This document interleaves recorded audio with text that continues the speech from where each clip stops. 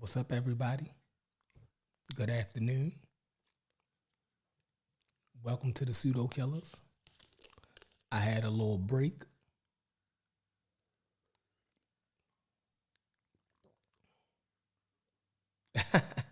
Yeah. I had to hit the live button. I had a little break. You feel me? So I said, let me get in here, stir something up real quick. You know what I mean?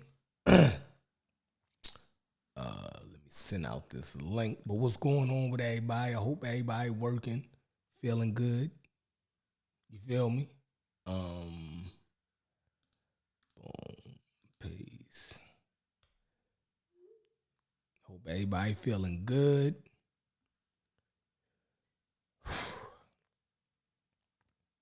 Give me a second and we're going to start this show real quick. Hopefully we get a good conversation going for our lunch break. And for people that's at work, hope y'all get, listen to a decent conversation, because this entertainment for most of us. You know what I mean? We watch this content, make us think, make us laugh. You know what I mean? So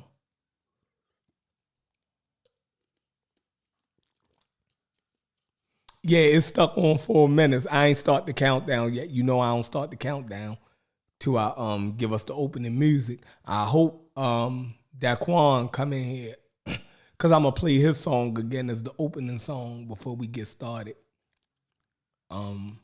Waco, Texas in the house. So I know they on a different time schedule. I'm Eastern Standard Time, I think. Over here in Maryland. I think we Eastern Standard. He's in Waco, Texas, so I don't know what that is. All right.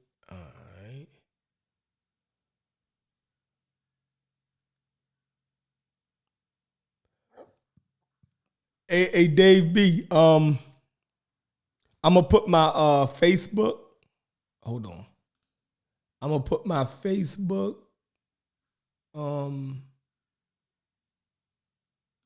name in here. I'm gonna put my Facebook name in here, and you can send it to my Facebook, and I definitely download it. A song that you want me to download and play it on the show. If it's fire though, it gotta be fire. My Facebook name is, what the hell is my Facebook name? If anybody friends with me on Facebook, what the hell is my Facebook name? I think it's, okay, it's just Sheffrin L. So let me put this in here. This is my Facebook handle. I had to get rid of Instagram. Had too many issues on Instagram, man. My girl was beefing over everything on Instagram, so long story, y'all.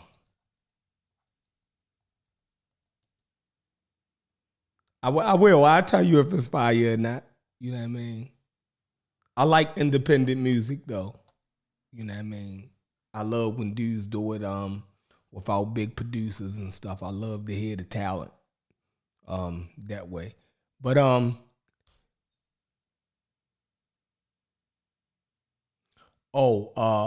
Heat Rock Cold Summer. You know, the Cold Summer. What the hell was the Cold Summer? Oh, Cold Summer. Everybody hit the like button. The Cold Summer. I think from Heat Rock, I think I shot that video for him. Is that the one I shot the video down Graffiti Alley? Scope, Baltimore. If Cold Summer is if that's the one, the Fabulous joint, I think I shot that video for him. And it was fire. Yep.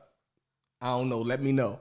Cause if that's the one that I shot the video for him, I definitely got the audio. I can go get it out of one of my archives. But yeah, hit that like button, y'all. I just oh yeah. So it is Cold Summer. All right, I got that. That's only one small verse. Let me see if I can find it real quick. Real quick in my hard drive. But yeah, that's definitely fire. I'll find it. I'll probably play it at the end. But all right, let me send out these links. Y'all check out this song, Daydreaming, by our man Daquan from Waco, Texas. Got that fire. Let's get it. 4 minutes, y'all.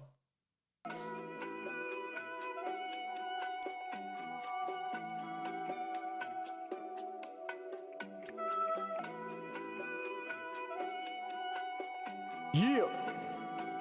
DQ. Check. Have you ever had a dream in the daytime? Had the same dream since the playground. And you made it come true cause you stayed down. Nigga, have you ever really thought about the limelight? Hit that like button. Come on in here, wipe y'all feet off. I'ma make the right move when the time right. Alright. Nigga, have you ever had a dream during the daytime? Had the same dream since the playground. And you made it come true cause you stayed down. Full of stars when you shine bright. I'ma make the right move when the time right. Calculated every step, so I can't stand a hater out here hating on. Niggas out here making moves. See, I hand out the type of shit they waiting on. I'm the type to overlook a hand, cause the wrong step will cost an arm and leg. Niggas tripping, signing deals in red. I'ma hit the booth and make some hits instead. Light years ahead. We done go short a couple of albums, see we up for the challenge. Man, I'm focused on the bread. But these niggas be fucking astounded when it come to my talents. It just pop up past when it come to the salad. Yeah, zips to the head. And we never mind hating consumers when it come to the rumors, cause we put them hoes to bed. Oh yeah, niggas try to take the page out my book and take the same steps I took. Network and cultivating relationship, a skill still for real overlooked. Whole squad moving like we Voltron. Yeah, the whole nine looking like a gold mine. I'ma show mine, nigga, when it's go time. I'ma blow mine, niggas, when it's showtime. Niggas try to take a page out my book and take the same steps I took. Cultivating networking relationship, a skill still for real overlooked. Whole squad moving like we Voltron. Yeah, the whole nine looking like a gold mine. Only show mine, nigga, when it's go time. I'ma blow mine, niggas, when it's showtime. Yes, sir. Have you ever had a dream in the daytime? Had the same dream since the playground. And you made it come true cause you stayed down. Nigga, have you ever really thought about the limelight? In a room full of stars when you shine bright. I'ma make the right move when the time right. Alright. Nigga, have you ever had a dream during the daytime? Had the same dream since the playground. And you made it come true cause you stayed down. Nigga, have you ever really thought about the limelight? In a room full of stars when you shine bright. I'ma make the right move when the time right. Yeah. Big dreams, nightmares and monsters. Pimp thieves, hoe stocks and choppers. Crooked operas, play cops and robbers. Sip lean, smoke weed's the mantra. Weigh risk against shit that cost us. Hit a lick, it tastes bittersweet. You just a good soul, you wanna save the world, but you ain't they type, so they hit to lead. Wholesome souls die and world's incomplete. So I chase the pain so I can chase my dreams. Liquor is licorice inside my candy shop. Candy paint drop with wood grain supreme. Good for it, I'm good for it. Start the wave, you'll see when you look for it. Real recognize the real you look for. Person you're left in, I wish you would force. You don't want a person, nigga, that be living on this North Star. So close, but I'm so far. I'm a tiger in the woods, but I swing like a home run. Holistically on par. You don't really want war, but I'm raw like a tennis racket. How about Venus, but I'm on Mars. So when the galactic is soup for your solar. Bring it back now. You don't want a person, nigga, that be living on this North Star. So close, but I'm so far. I'm a tiger in the woods, but I swing like a home run. Holistically on par. You don't really want war, but I'm raw like a tennis racket. How about Venus, but I'm on Mars. So when the galactic is soup for your solar. Have you ever had a dream in the daytime? Had the same dream since the playground. And you made it come true cause you stayed down. Nigga, have you ever really thought about the limelight? In a room full of stars when you shine bright. I'ma make the right move when the time right. Alright. Nigga, have you 10 seconds. had a dream during the daytime? Had the same dream since the playground. And you made it come true cause you stayed down. Nigga, have you ever really thought about the limelight? In a room full of stars when you shine bright. I'ma make the right move when the time right. Fire, fire, fire. She was like, wow, you're acting. Fire. Oh, What the hell is this? Fire. That song was fire.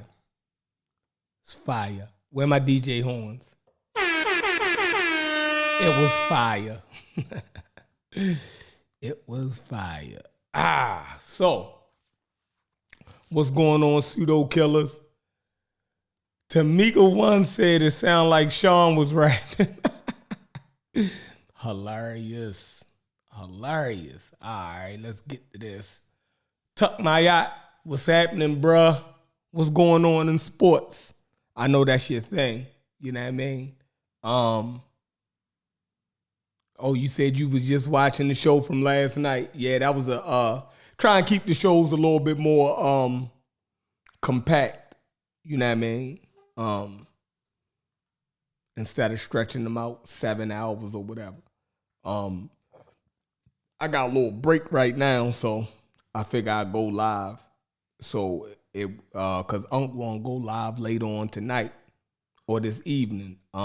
So if we get, a portion of our conversation out the way early, then that means at 8 o'clock, our show can just be strictly about the information that Unc wanna put out, right? That way we won't have 3 hours of talking about other shit along with 3 hours or 2 hours of the straight information. That's why we be having 5-hour shows, right? Because it'd be 2 hours of information and 3-4 hours of us just talking shit around it. So I get the shit talking out early in the day while we at work, and we get straight to the information tonight. So I figure we do it like that. Just try and mix it up a little bit. But yeah, that's what's up, Tuck. Christopher, let's go. Danny, you're the Watcher, what's good?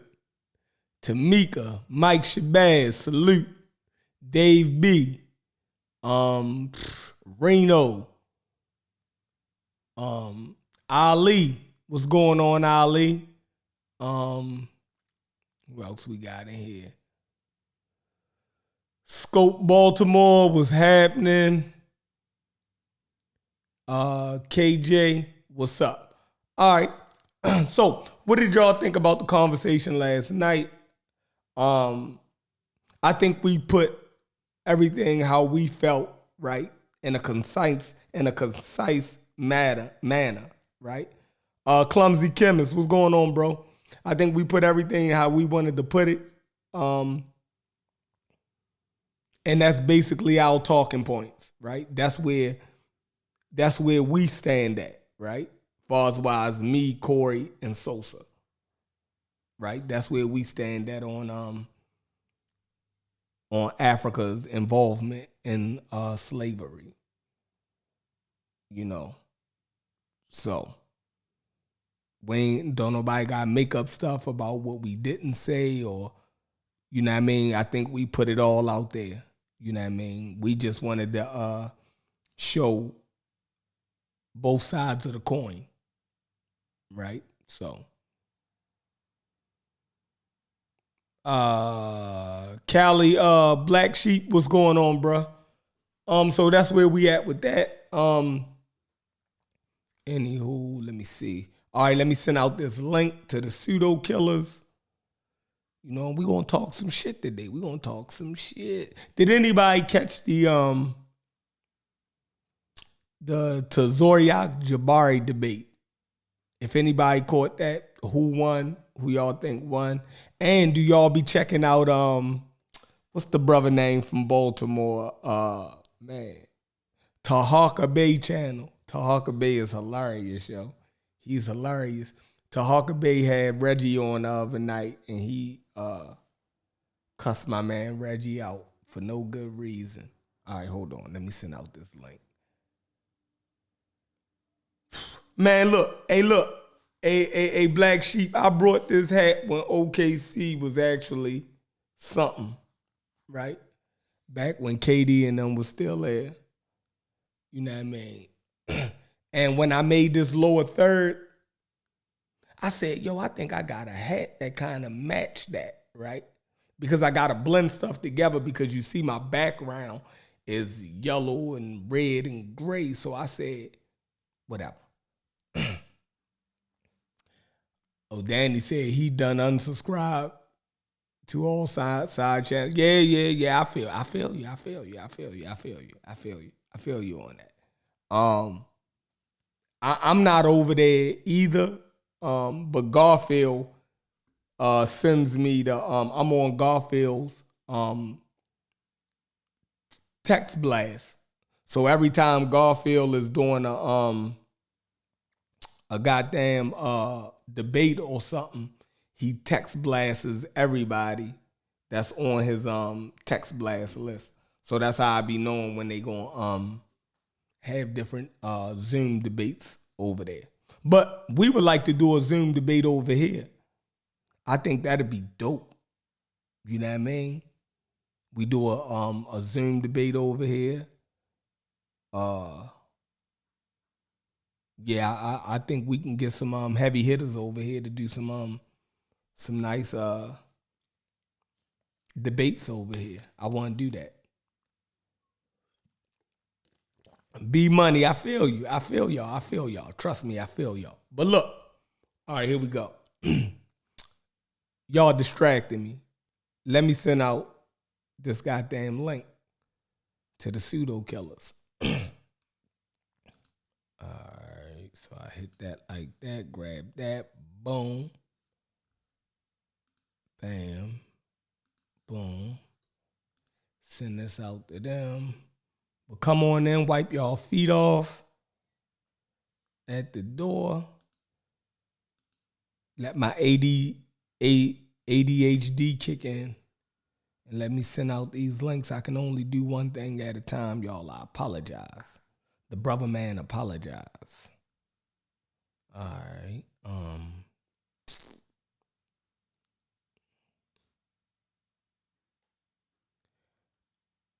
If it wasn't for Side man, what the hell?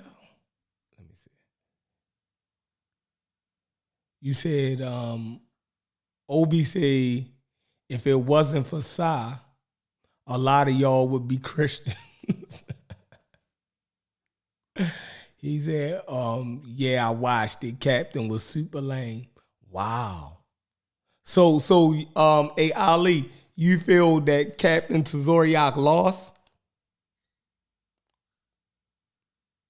He usually do good in debates. Let me see. All right, one more. Let me send out this one more time over here on the Facebook joint. Hold on, y'all. I apologize, yo. My ADD. That shit real. I think the white man was spiking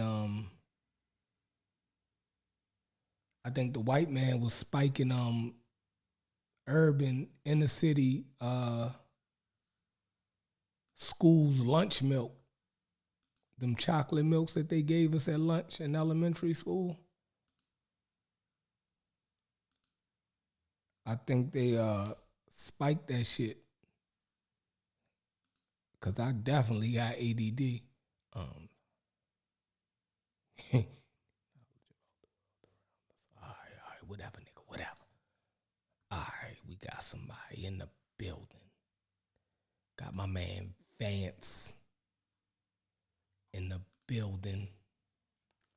Yes, sir. Fontaine, what's going on, y'all? Yeah, definitely had to do a midday show. Vance, I know you at work. You know what I mean? I know you can't really talk. You know what I mean? What's good? Nothing. Just said I was going to do a midday show. Because I know Unc wanted to go live around 7, 8 o'clock. And he had something that he wanted to present. So I ain't want the show to be too long tonight. So I said, let me get most of our talking bullshit out of the way early, and then when we go live tonight, we can really just get into the information, right? Without us having 7-hour shows. You feel me? Where the fuck you at? He ain't coming on? I don't know where he must be working. Okay. I'm working my damn self. I'm gonna be in and out this whole. Yeah, I know. That's cool. I'm gonna hold it down. Yeah, I don't want to cut you off. Go ahead, bro. I don't even know what the fuck I was talking about. Actually, what the hell? I don't even know what the hell.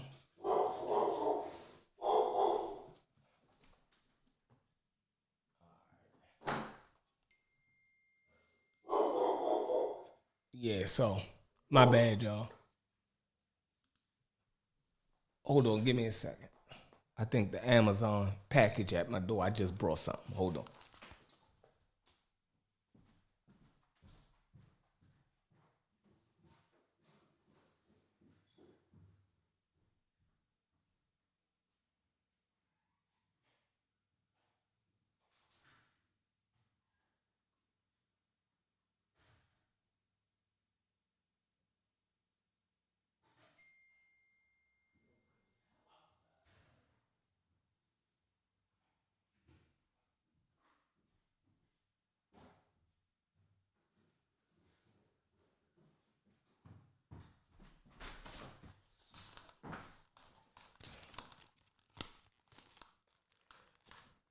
Had an Amazon package. Oh man, my main man.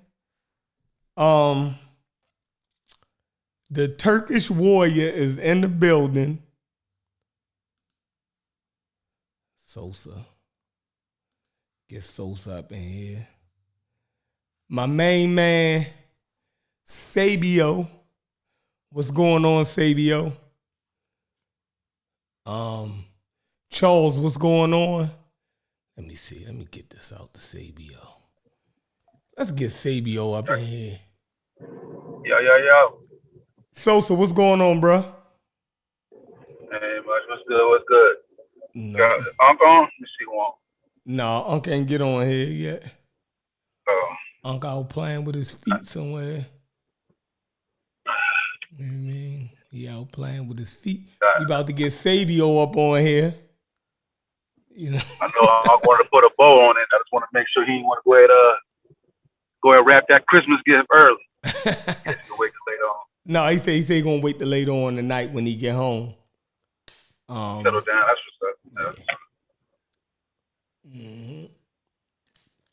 Yeah, I listened to the show from last night back. You know what I mean? So I think it was. Yeah, I was just listening to it too when I saw the alert. I was just Yeah, I think that was a pretty cool one right there. Pop off. Yeah. Like, like a lot of times I don't replay the shows, but lately I've been doing it. And it'd be some good shows. Like, I'd be laughing, right? I see why people listen. You know what I mean? I get it. You know what I'm saying?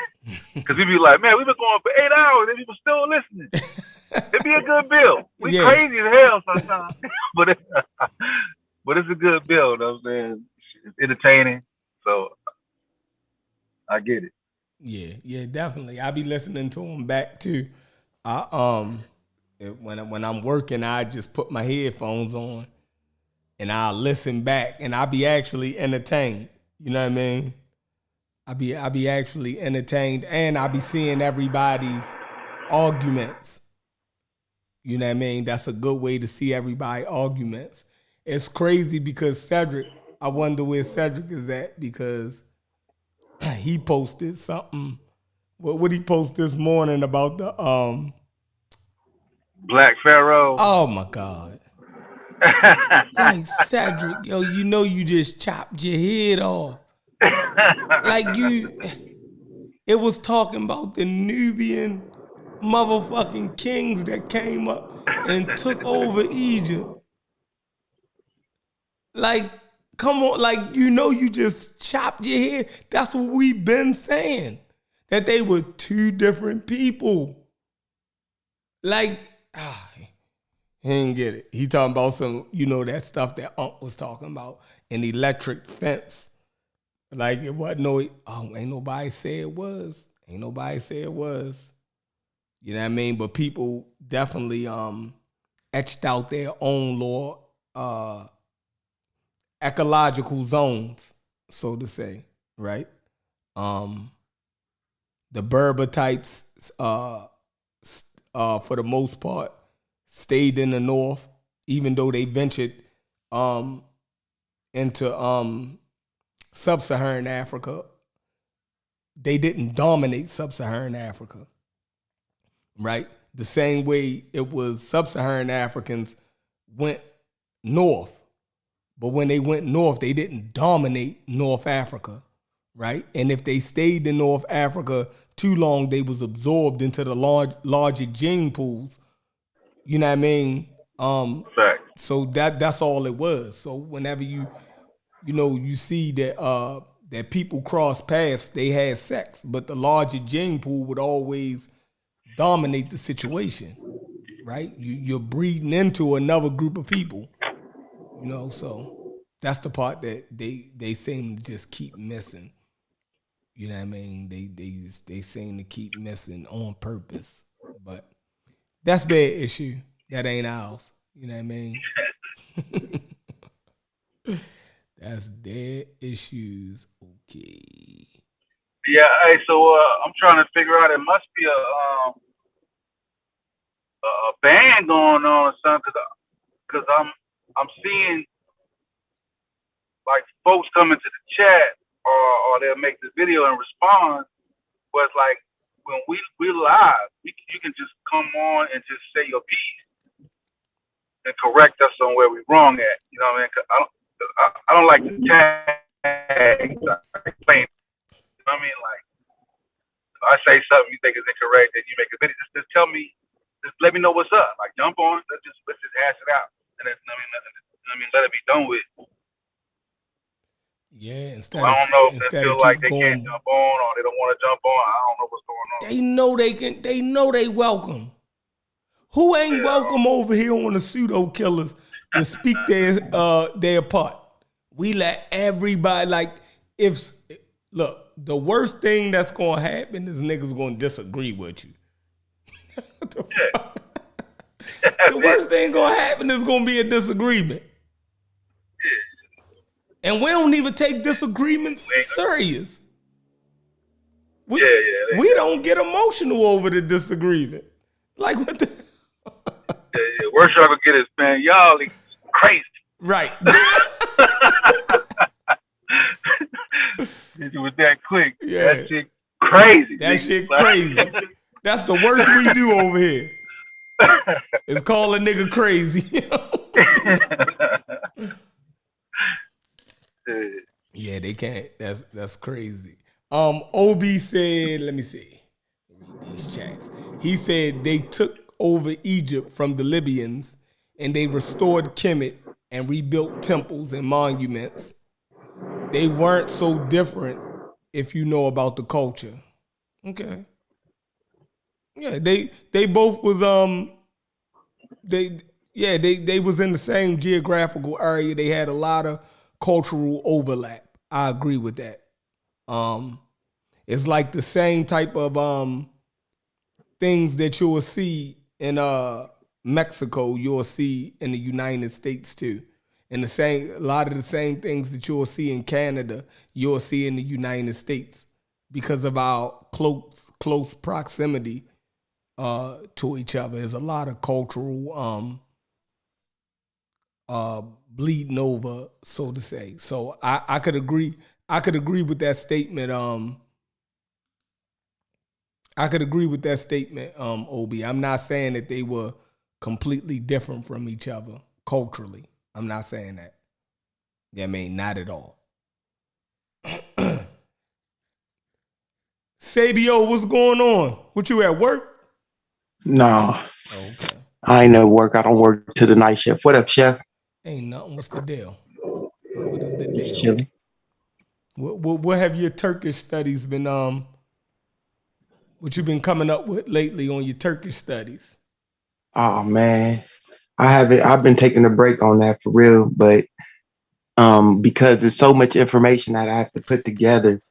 But basically, to sum it up, a lot of the things that transpired from 1200 till now had a lot to do with the formation of the Ottoman Empire and them Ottoman Turks rising to power and ruling world for 600 plus years, for 622 plus years, what was known to them as the world.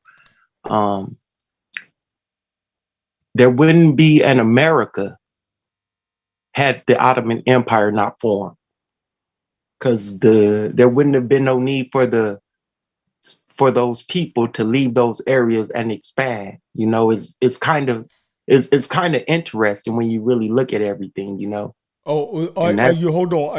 Are you implying that the Turkish Empire ruled the Mediterranean, so the Europeans had to try to find another way around into India and Southern Asia for the trade? Yes, exactly. So that's why they left out that way and made it to West Africa. Yes. I could agree with that. I could agree with that. Yeah, that's a good point. Yeah, you on point with that. You on point. That is definitely a factor. I say that was definitely a factor. And it's that part of history that we I don't think we ever got, and we don't understand how influential that was with the colonization and the exploitation of Africa. You know, that's big right there, because what they started doing was, you have to understand, they started making decrees, religious decrees and things that became what you would call common law. So it wasn't a regular law, but these religious decrees became common law. Who, the Christians? Or? The Christians and the Jews and the Muslims. Okay. You know, they were so the Muslims made it possible for the Christians and Jews to do what? Practice their religion in the Ottoman Empire. Now, why would they do that? Hold on, say that again. The Muslims, the Ottoman Turks, gave the Christians and Jews, they called them Jimmies, Dhimmi, or Zimmi. All they had to pay was the Zizya tax, the Cizya, or the Jizya. All they had to do was pay this tax. But they were allowed to practice their religion in the Ottoman Empire. Mm-hmm. You know, that's huge. Because now, what are they saying? Christians and Jews cannot be enslaved. So if you're a Christian and a Jew, then that automatically excludes you from what? One of the worst forms of treatment known to humanity. Okay. Do you understand how that plays into how they went onto this continent where they said these people were pagan, and these continents where they had these people that weren't Christians and Jews, and they made these papal bulls and these decrees that said where anybody who was not a Christian, you can colonize and conquer their lands?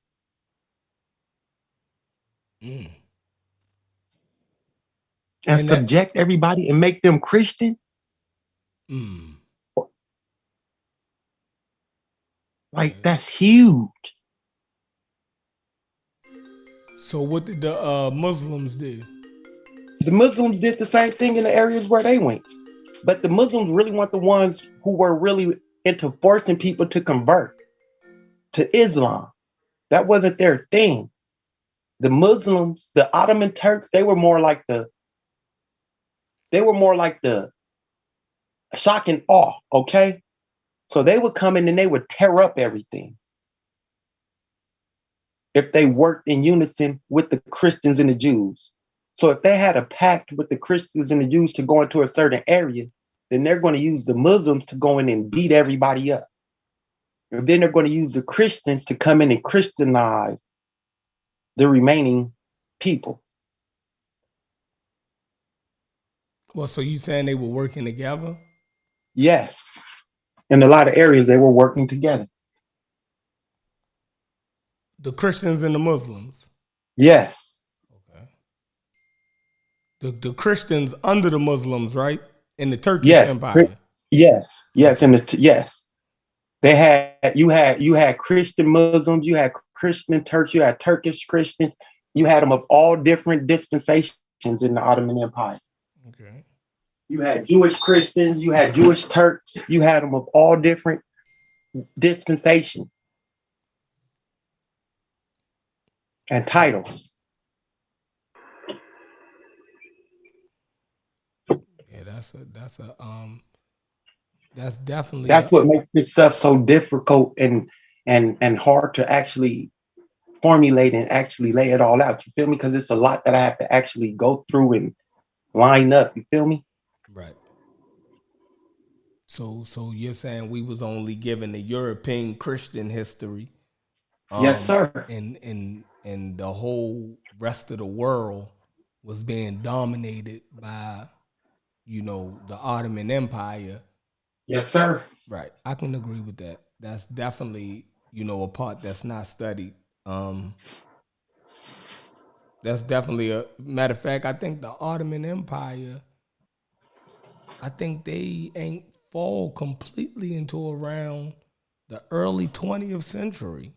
Yeah, they fell off. They at the end of World War One. Yeah. That was the end of the Ottoman Empire. The fall of the Ottoman Empire was the end of World War One. Mm-hmm. They wasn't as strong and dominant. Like they may still have like a, I think it was like, they didn't have all that power. I will like agree. They started losing power in around the 1600s, but it wasn't really power. But the political power that they had, it was political power. Yeah, the political and cultural power, that they wielded in the 19th century was still pretty much, there. Like if you look at even the modern, they the ones who promised Arabs a modern state for themselves, right? So when you Turkey, look at modern day Turkey, when you look at no, not Turkey, because they not Arabs, right? They're Europeans. I'm talking about Arabs. They share the same religion. Is a completely different thing. But the Arabs wanted the Arab speaking people wanted their own homeland, right? They didn't. They were being colonized, I think, by it was the Turks and the British had took over most of that area. But yeah, that's a deep conversation. Yeah, it is, and it's so layered. It's so layered that I actually have to really take time and read shit, and then sit back and like study, because we don't understand that the Ottoman Empire, that these guys, what they decided to do, it was ingenious, yo. Best way to say it was pure ingenious. In 1492, like think about this, Chef. Mm-hmm. In 1492, when the Catholics kicked the Christians and the Moors, the Christians, Moors, and the Jews up out of Spain,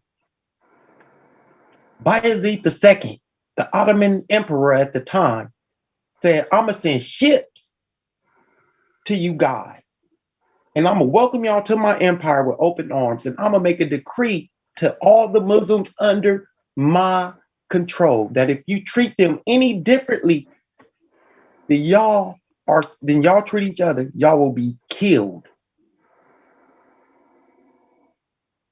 Hold on. He told who this? He's told his fellow Muslims that if they treat the Christians and the Jews any different, they will be killed. The ones that just got kicked out of Spain. He sent ships over there and opened them and brought them to the Ottoman Empire with open arms in 1492. Okay, so who did he tell us to? I'm lost. He sent the decree out. He sent it over to the king of Italy. He was upset with the king who kicked them out. He was upset, and he sent the decree, and he told them, y'all can come on over here. Oh, you said the king of Italy? The king of Spain, not Italy, Spain. Right. I always get those two mixed up. Okay. Tuck, what's going on, Tuck? Because they always in the same area. Oh, snap. Can you hear me? Yeah, I can hear you. What up, Tuck? Yeah. Long time, homie. What's going on, Savio, man? Chef, I want to ask you something. I don't want to get you back into Nzinga, but I kind of do. Okay. Oh shit! Listen. I want to ask you this, Chef. Mm-hmm. What would you do to protect your family, to protect your interests? Would you enslave people to protect your family, Chef? I'm not saying Nzinga did this. I'm just asking you, what would it take for you to be a slave?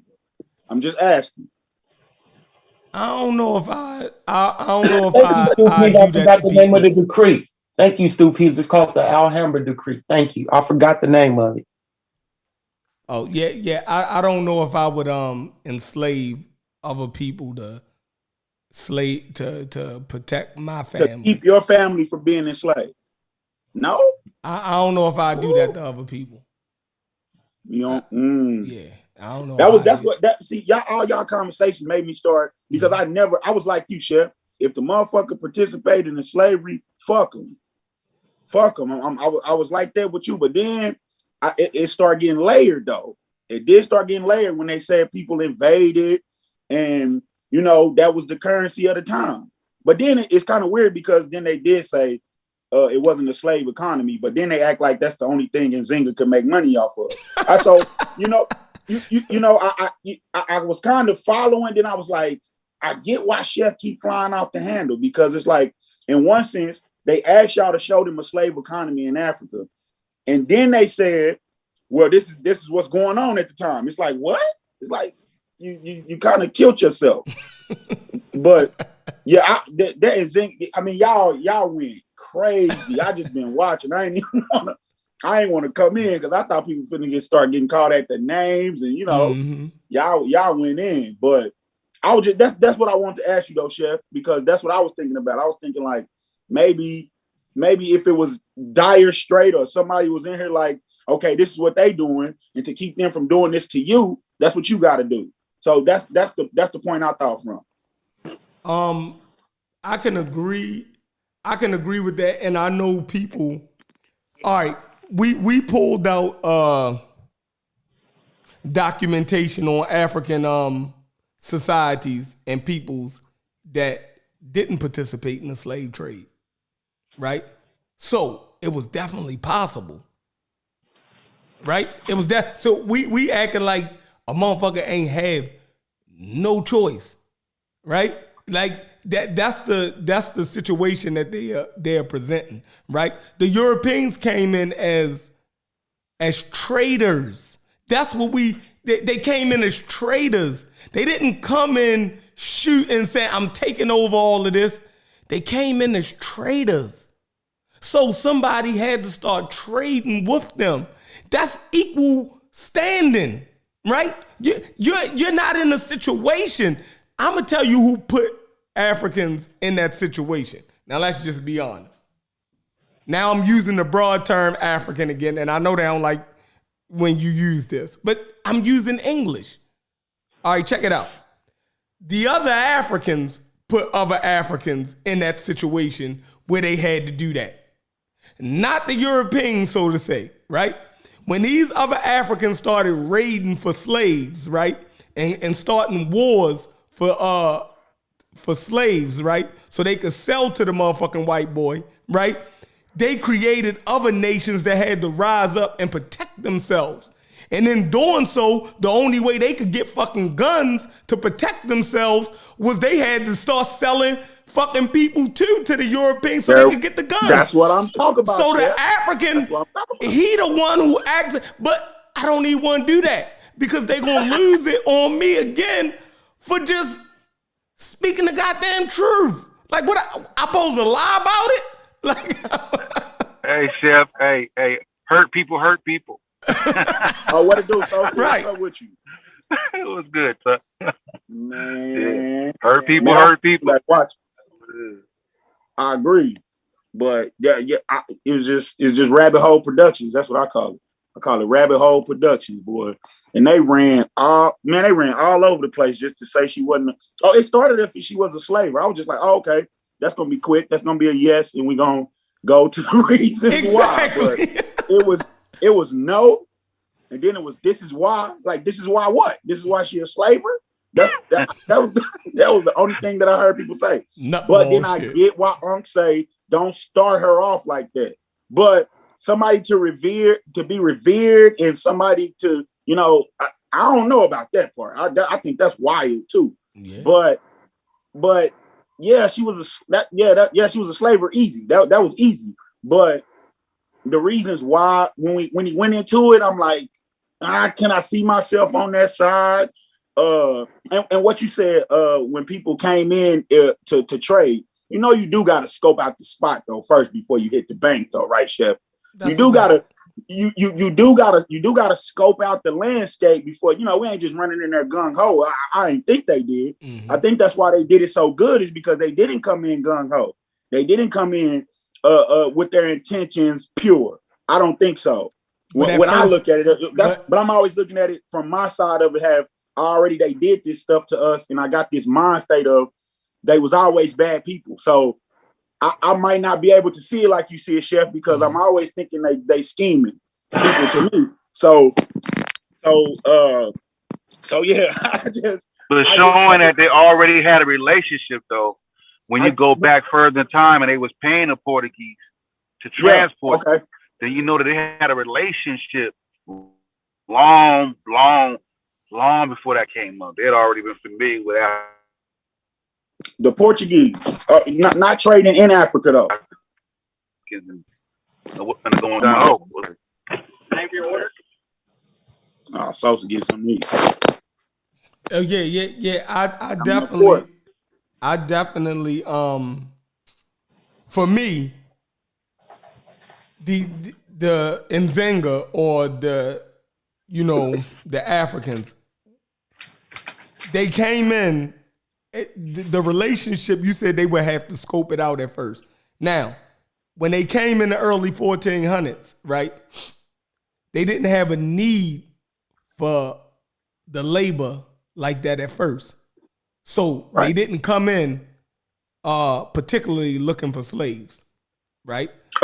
See, that's what I was saying, Chef. See, that's why I always think they scheming. So you right. I think you're right, but that's what I'm always think, because like you don't like slavers. I know why that is, because of what happened to us. So so I'm thinking, but you can see that African being the same as European though.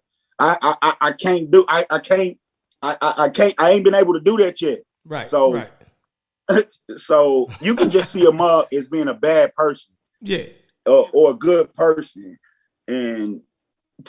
but I always think bad and good is a matter of perspectives, because to them it ain't bad.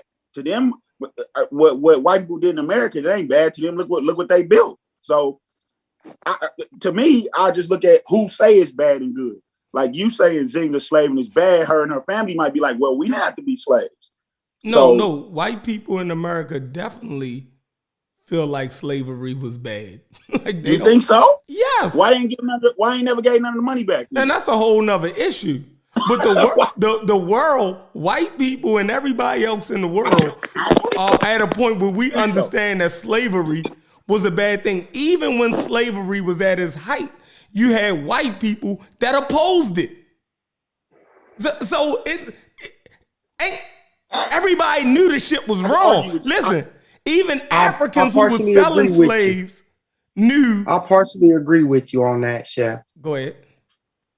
And the reason I say I partially agree with you on that is because I'm reading a book called Hybrid Hate, and by Tudor Parfit, and this book has exposed a lot of the thinking during the Enlightenment period, and they were coming up with excuses and reasons on why they could go into Africa and enslave Black people.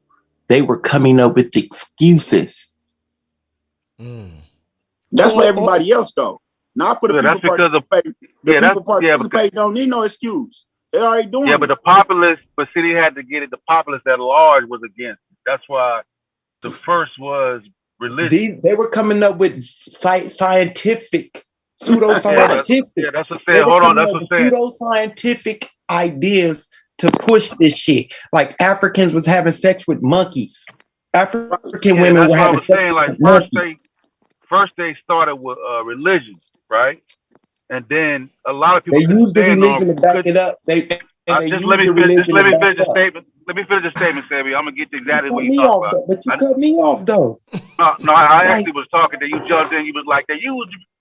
Tell you what, go ahead, then actually, I'll make a statement after you. Go ahead. I came in after Chef, and you cut Just me go off. ahead, make the statement, and then I'll make it after you. We don't gotta go back. Go ahead. So all I was saying was that they use pseudoscientific ideas mixed with religion. What? Go into Africa and find ways to make Africans less than human. That was the whole point, was to make Africans less than human. So if Africans are less than human and they're outside the human family, they're not descendants of Adam, Eve, Ham, Shem, and Japheth, which Tudor Parfit has shown that they were saying, and this is numerous scholars. I'm not even finished reading the book. I'm halfway finished with the book. I'm in chapter 5, and all I have seen is pseudoscientific ideas of Africans being not human. Africans having sex with monkeys. Who you say again? Africans having sex with lions and snakes and spiders. What? Yes, all types of pseudoscientific BS to dehumanize Africans. Our skin is a curse. We are cursed with the stain of sin.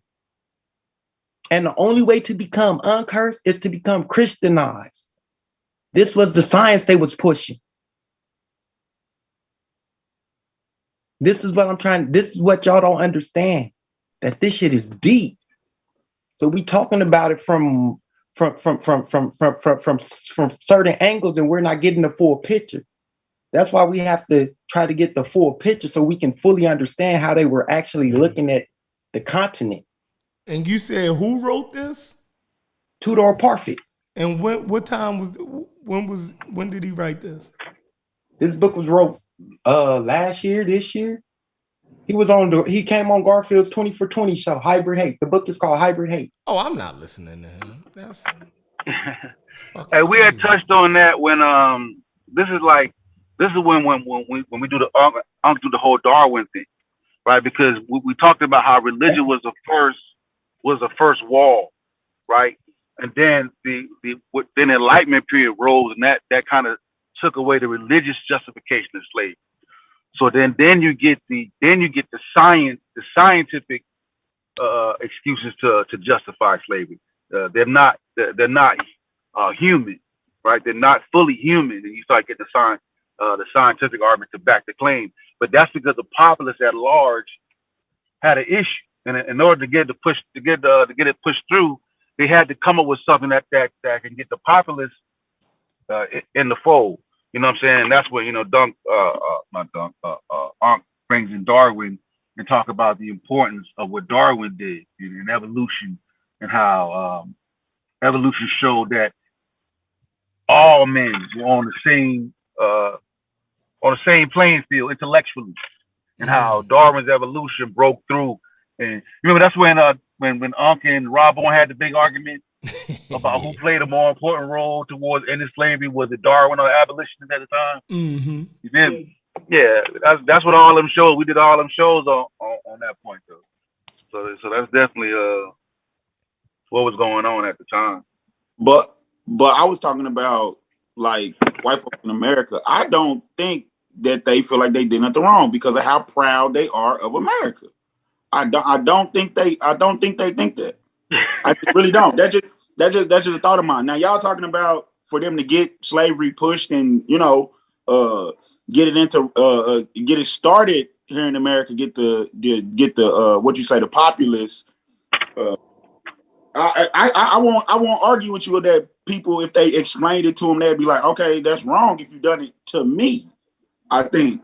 But doing it to somebody else, I don't know. It was a lot of pushback like that. Yeah, because you can't explain away whole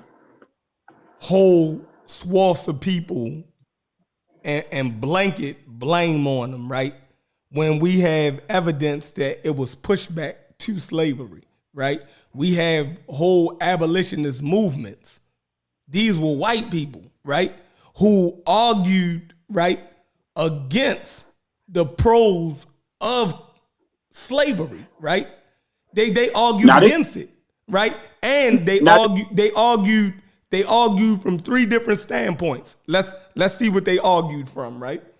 And all of these was on the table. They argued morally, right? They took the moral position, right? Right. Then they even argued the economic and political, you know what I mean, reason why it was bad, right? And then they even agreed to physically take up arms against it. So in all three stages, they gave lip service, right? Then they actually put their money on the line. Then they actually put their ass on the line. So we know that it was genuine white. It was genuine white pushback to slavery. So we can't say that all of them.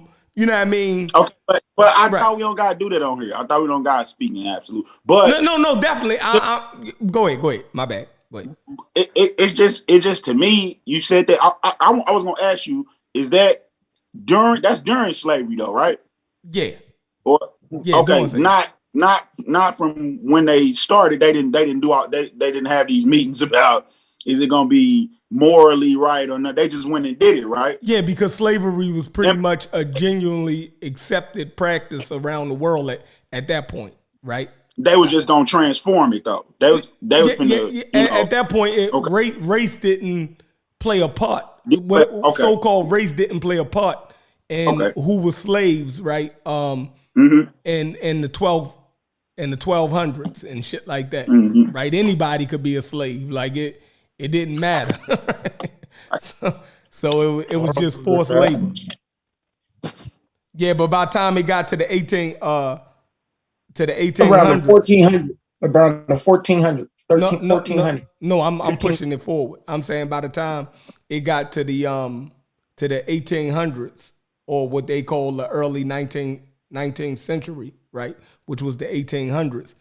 We seen pushback. Now, this was after hundreds of years of moving African bodies across the Atlantic. You know, man, that's what I thought. That's what I'm saying. That's what I'm saying. Like the pushback and all of that seemed like later. That seemed like later stuff. Yeah, later. It definitely. Yeah. So yeah, because listen, though, slavery was normal. That's what I was saying. By the 1200s, slavery was normal, right? Everybody even was in slaves. the 1600s, it was normal. Right? Okay. 15, 16, it's still normal. Okay, so right? So yeah, wait, so that's why. Hold on, Sosa. That's why normal is right or wrong. No. I'm just mean it's global. Yeah, it's global. But it's normal. That's what I'm saying. I don't think they thought they were doing nothing wrong. So you agree, right? Because it's just normal. That's what it was the norm. Why? I'm just saying that's it. It was okay for them. The pushback comes later when you like, oh wow, yeah, maybe after everything is built up, I'm gonna start pushing back. Oh, my bad, Sosa. Go ahead. Yeah, it was. Yeah, I'm just saying it was okay. It was okay as far as how the society looked at it. It didn't. It wasn't looked at society as across the board as something that was you didn't do. It was that just what happened at that day. You know what I'm saying? This is like if you look back in time, it was okay to marry a 13-year-old girl. Right. Like, why y'all got a problem? Look at it now. Yeah. That's what I'm gonna say. So why you got a problem with Nzinga? But because Unc showed y'all before she started doing it, that was what happened to her people. You shouldn't have a problem with it, right? You don't got no problem with what Nzinga did, right? We never argued. But the argument was we never argued about. Oh, I know. We already did that. Was she a slave? Right. If you say yes, she's a slave, then we can just have a conversation about everything else. She already said that. We didn't even got to go down. Yeah. Mm-hmm. You know what I'm saying? But when you say, okay, it's not, then now we got to dig up all the things that make them, you know what I'm saying, a slave. You know what I mean? Right. And then if you try to, you know what I'm saying, and then if you try to make it different, make it a different dynamic than what the Europeans did, then we got to show no. It's the same thing the Europeans did. You see what I'm saying? That's what the argument kept unfolding. Hold on. Was it? Is it? Is it? When we're talking about we're talking about the Europeans, we're talking about the Portuguese. Remember now, we're talking about the Portuguese and the Africans in Africa. They're doing the same shit. Yeah. Now, then you can say once they got to America, I think that might be the first time you said that. Nah, we always been that because we even argued, like, I'll let them have chattel slavery. If you want to say chattel slavery was different because generational, I'll say, okay, I concede that. Yeah. And that's the difference. I concede on that. I thought that's what you was talking about. Okay. I thought that's what you were saying. Yeah. Oh. Yeah. But maybe so though too. But I might even be able to flow with you there. Maybe so though too. Like, yeah. Everybody wasn't just, okay, I'm going with you to be a slave. So you might have to lock a few niggas up. You might have to hit a few niggas to get them to be slaves. So you might be right. Yeah, but the whole point was too is that, the push was like, okay, it wasn't just, the narrative kind of was spun like everybody that's becoming slave are prisoners of war, right? As if they're just war captives, right? Without the dynamic of, no, they're making war to create war captives. Y'all read that too. I heard when y'all read it. Yeah, it's not just like we got to beef, we fight, you catch some of my people, you sell them. No, I am creating turmoil specifically to get captives. Right. And that's what the meaning that was trying to, we was trying to get through in the conversation. So when you never just got there, did we? Did we ever settle it? Did we ever get okay? I think we kind of got to the point. At least that article we read yesterday, I think that kind of really laid it out to where. Nah, I think y'all just stopped talking about it. Y'all was like, "Nah, we done. I'm not doing." Chef, what Chef say? I ain't talking about it. Crusty ass no more. No, we read the article last night. He said they say yes. Oh wait. That, on Monday Night Madness, what you say? Yeah, on Monday Night Madness, but we wasn't talking about Nzinga specifically. We were just showing that, the African participation in slavery. Oh, okay. American Dream. What's up, American Dream? I know you got something to say about the situation. You're going to make hot. Go ahead. American Nightmare. Get it poppin', American Dream. He working right now. He working. He's still on. Hey, y'all like that too much. Y'all like when American Dream go off too much. You and Chef. y'all be egging them on. It's just, hey, everybody got a chance to say their piece, man. You might not agree. Just prove them wrong. You know what I'm saying? Like, we move on. Mm-hmm. Yeah. It's definitely, but my thing that I say about it, like Sosa said, if we made the point that she was a slaver, right? We wasn't saying it to beef, right? For all of this, we just stated a point that we read about her. We had just read what it said she was engaged in, right? So we said, oh, she's a slaver. They pushed back and said she wasn't, right? So that's how we got out of hand. Like, we just read what the hell she was doing. Like, and now y'all sit here, you know what I mean? Listen, I didn't even make up my seen it. Yeah, I didn't even make up my mind at that point, right?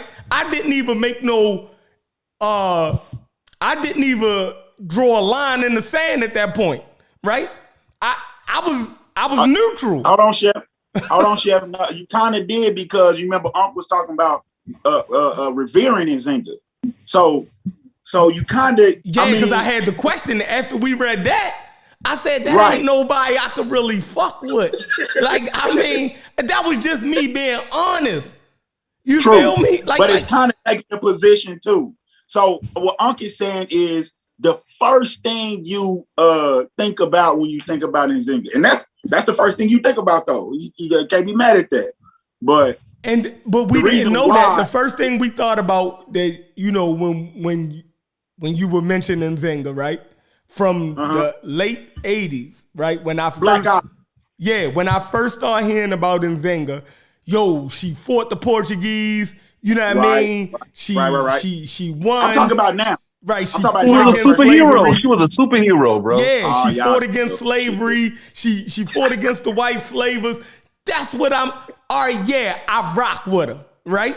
I didn't even have to read no more into the story, right? But this was in the late 80s when my father would sit down and talk about certain shit.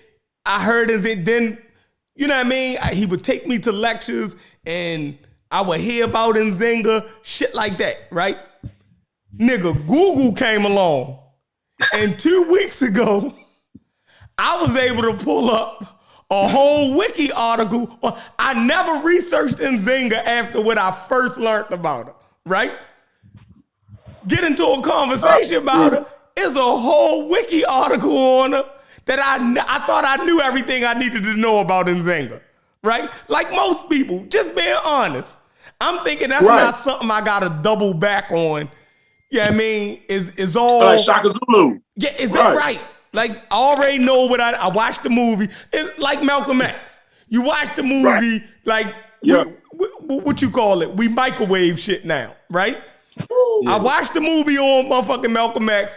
I know everything I need to know about Denzel Washington. That's Malcolm X. I don't need to know nothing else. I don't need to go read that big ass book. What the fuck am I going? You stupid. Right? So that's where I was caught up at, right? We get into an argument over Nzinga. Now I go read the intricacies, right? The Wikipedia article got a little bit more information in it than the Cliff Notes that Runoko Rashidi and them was feeding us at their lectures, right? Yeah. So now I gotta look at her. I was able to step back and have I was able to focus in on certain things that she did. So after reading that, it talked about, you know, that Wikipedia article ain't all so now, Chef, peachy and so roses. Chef, go ahead. So now the first thing you think of when you think of Nzinga is what? A wild nigga.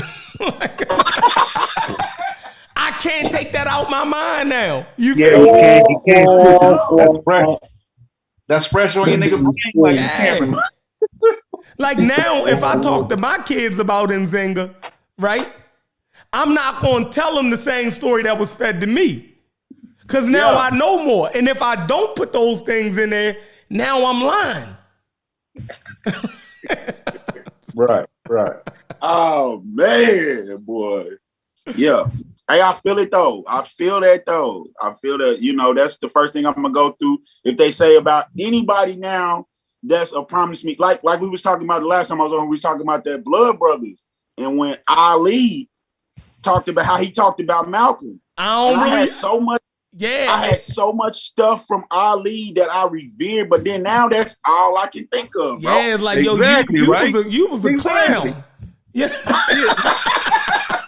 It's like after I watched that documentary, I'm like, you know what? I gotta rethink my position on Muhammad Ali. Hey, it make you rethink your position on everything, though. Like, damn, I might not know something. But that's facts, though. Fard Muhammad might be a white man. That's facts. That's facts, though. You know what I mean? But that's what you're supposed to do, though. Like, anytime new information is introduced to you, you're supposed to reassess. Right. See, it's just like when you read Lincoln, right? When you read certain speeches by Lincoln, right? You get the one story that we're told in middle school about Abraham Lincoln, right? Then now we got Google. We can read, you know, certain speeches, right? And shit that he wrote. It's like, well, I can't look at him as this completely great liberator now, right? Right. He was a politician, right? Yeah. So a lot of the decisions that he made was for his political expediency, right? Sound like Nzinga. Exactly. Exactly. So it's like even when you look at George Washington, right? We Americans, right? Mm-hmm. When you see, he owned slaves, right? And babies by one. Yeah. Thomas Jefferson, like African Americans, right? Even though we Americans, every American figure up into the end of slavery and afterwards, presidents, we look at their history, no matter what they did for the country at large, they have a particular way that they dealt with us. So we don't have to look at them complete in the same vein as America at large, right? Because they dealt with us particularly different, right? Woodrow Wilson and them, right? You can look at Woodrow Wilson after slavery, certain things that he did for the economy and things like that, right? How conservatives in them look at him. But then how African Americans look at him, like, yo, he was the first one to put up white bathroom signs in the goddamn government buildings. That shit came from his administration. Like, so we don't put, African Americans don't have to look at historical figures, right, the same way that everybody else look at them. So that's my point. And that even extends across the pond into Africa, for me. You know what I mean? So what y'all think about that? I agree with. No, go ahead. Yeah, that's fact. Yeah, that's definitely fact. You know what I mean? Like for the elders, bro, I've been having to go back and double back a lot on shit. Yeah, you and Uncle almost got into it on Chancellor last night. Go ahead. That's why I hate when people go back to the old shit. I'd be like, I feel that, but source something new. You know what I'm saying? That way we don't, you know what I mean? Let's source something more up to date. You know what I mean? Because we always kind of go back to the damn, we got our little Mount Rushmore. You know what I'm saying? Dr. Ben, Sheikh Eddie Joe. You know what I'm saying? Chancellor. Right. You know what I'm saying? Yeah. Yeah. And they off limits too. They off limits. Oh, yeah. And you, Sean, they're going to have you all on Sarnetta. They're going to get you. They're going to get you talking about their peoples. Yeah. But then y'all just be into right or wrong. See, that's why I understand why. But the one that said 8 to 80 blind, crippling, crazy. But then everybody can't get it, huh? Why everybody can't get it? And Zenga started getting it. Unc started jumping off the line. I was like, oh. Unc said, no, not mine, Zenga. Oh, not man, mine, Zenga. Hey, he drew a line in the sand from the beginning. He said, nope, I will fight you to the grave on the zinc. We didn't say the name too many times. I'm surprised he ain't here. I'll go fight you on the zinc and shit, nigga. He said that for the jump, though. He said that for day one. I'm surprised he ain't here. Because he said, y'all, he like Candyman. You keep saying in Zenga, he gonna show he gonna pop up. But look what he did, right? So he don't have a problem with calling out Africans for their involvement in slavery. He has a bias for Nzinga, and he proved it. He went at Alfonso I the other night, right? King Alfonso of the Congo, right? If y'all don't know, if y'all look up King Mvimba of the Congo, right? Most people was taught that he was against the slave trade, right? Because he wrote a famous letter to the Pope about his kingdom being depleted from slaves. Right. That the first thing I ever learned about King Mvimba was that he was against the slave trade, right? Now, you listen to Unc. Unc went in on King Mvimba, right? He said, fuck how history look at him. This what this dude actually did. That's boomerang deck. Yeah, boomerang deck. So, come on. Like, I said, yo, if you don't see that as a contradiction, yo, you just contradict. That's the only thing I'm doing with goddamn Nzinga. I'm showing what she did. This dude later, all right, yeah, he sold slaves and he allowed slave raids and slave selling to be done on his ports. He definitely did that. But when it came to his people being captured, the nigga took a complete stand and he said he don't want slavery being done in his kingdom at all no more. He don't want no parts of it. He told the Pope, look, only thing y'all guys send me is Bibles, flour so I can make the bread, for mass and wine, right? So we can do our sacraments because they was Catholic. He said, other than that, we don't need none of y'all other goods, right? Because that's gonna make our people go out and steal slaves to sell to y'all because of y'all fucking guns, y'all pots and pans, y'all linen. Exactly. We don't want y'all selling none of that shit in our country no more because it's corrupting my people, right? To go off and grab people for y'all fucking slave trade. So that's the blueprint. That's what you're saying. Yeah. Come on now. Yeah. When did Nzinga ever say something like that? She said, "No, I'm gonna go out and get some more niggas for y'all. Just keep getting me guns. You feel me? And I'm gonna go and bang on them niggas across the river for y'all, and I'm gonna and sell them to y'all. That's how I'm gonna get down." And that was us, right, Chef? That's really the jux of your problem. Like, she sold me. Yeah, like, we the ones who got caught up in her shit. Right. Yeah. Right. Like, why wouldn't we feel that? Sabio, what you think about that? What do the Turks got to do with that? Yeah. I don't even. You can always add them in there, but what you were just saying, you can't, because what you got to understand is that the Muslims was in Africa at the time.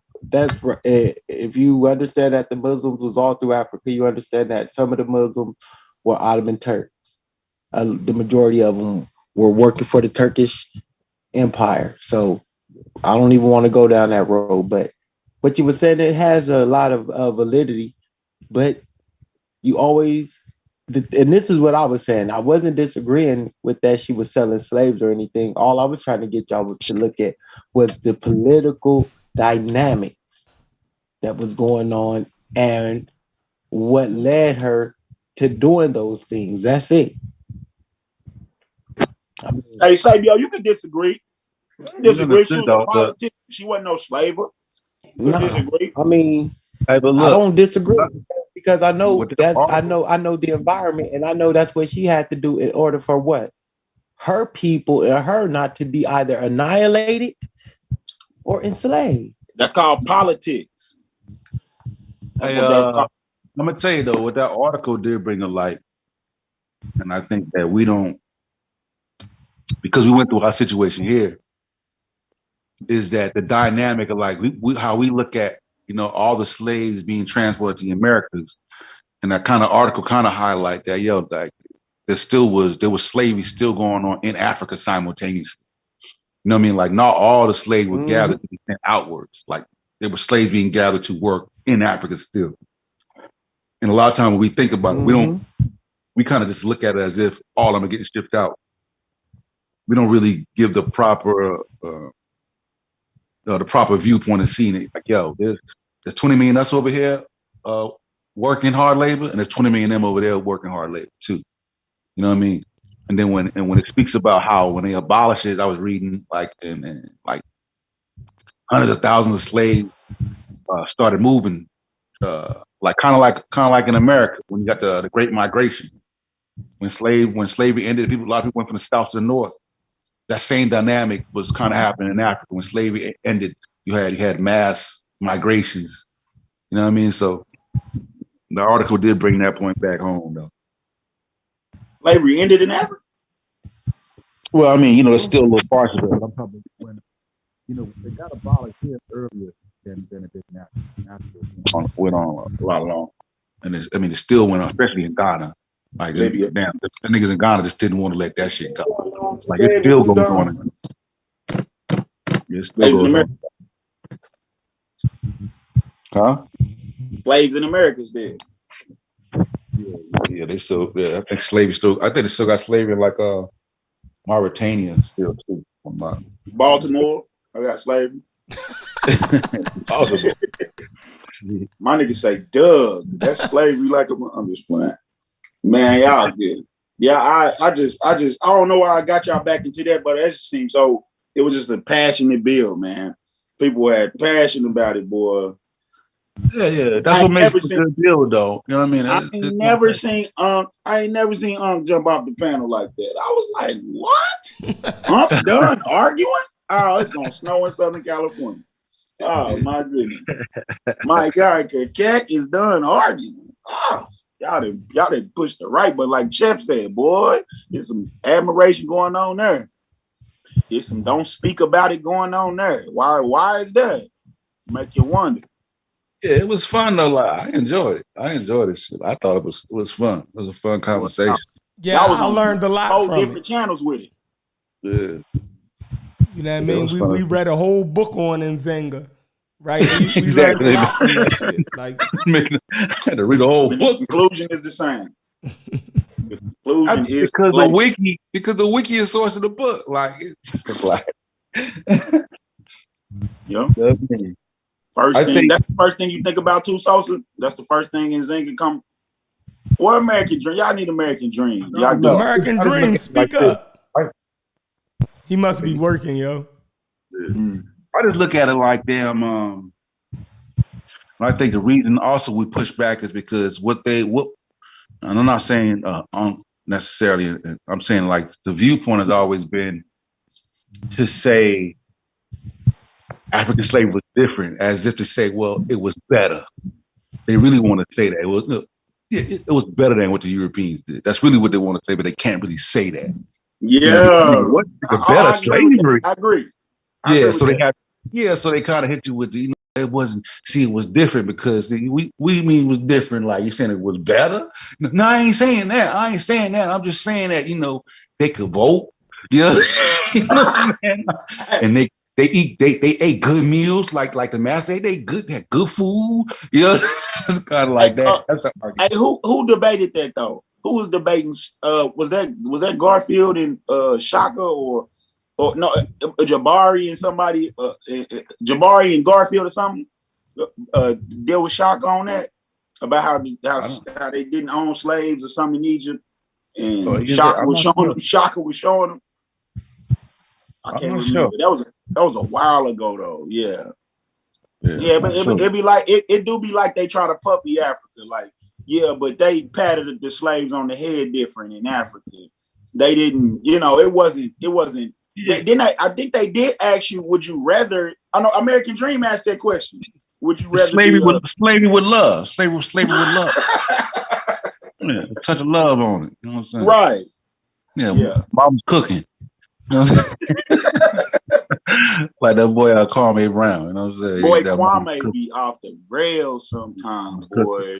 That boy mother. I unsubscribe. I'm tired of his feet. Yes, I'm tired of American Flag. I'm tired of that. I'm tired of him playing. I just tired of his. He's got some crazy ass viewpoint. Yeah, he Dane Calloway. Yeah, for real. I like it. Tired of the American flag. Yeah. And now you come back. Yup. They asked you to come back 5 times. Bad about the American flag. I'll pop up. I know. Captain America. Nobody better not say nothing bad about the USA. Yeah, we saying stuff bad about the USA. Oh, say you and American Dream need a celebrity boxing match. Y'all be going, damn. But what you got, American Dream? What you got? Yeah, absolutely. I am at work, so I was a little bit absent. I don't know if y'all were calling on me, but the only thing I wanted to add, I think I've already mentioned it, but I think it seems to be kind of overlooked. You know what I mean, in terms of redeeming Nzinga and whether or not there's anything that could redeem her as someone that, Black Americans can say, she actually did something good for us by engaging in the Atlantic trade slave. And I think the one thing that does redeem her is actually the fact that she converted to Christianity. I think that if we think about it really deeply, I think that, and it's going to be worth the conversation, I think, just looking at whether or not, because she did convert to Christianity. And I've said this a few times, the Christians that went into Africa, what they were promising by enslaving the Africans, they were promising to kind of civilize them, right? Because they considered them to be. Slow down, American Dream. So you think that's redeeming because of what they promised, but what did they do? No, not what they promised. What her intention was, right? I think that she You bought think she into. believed that?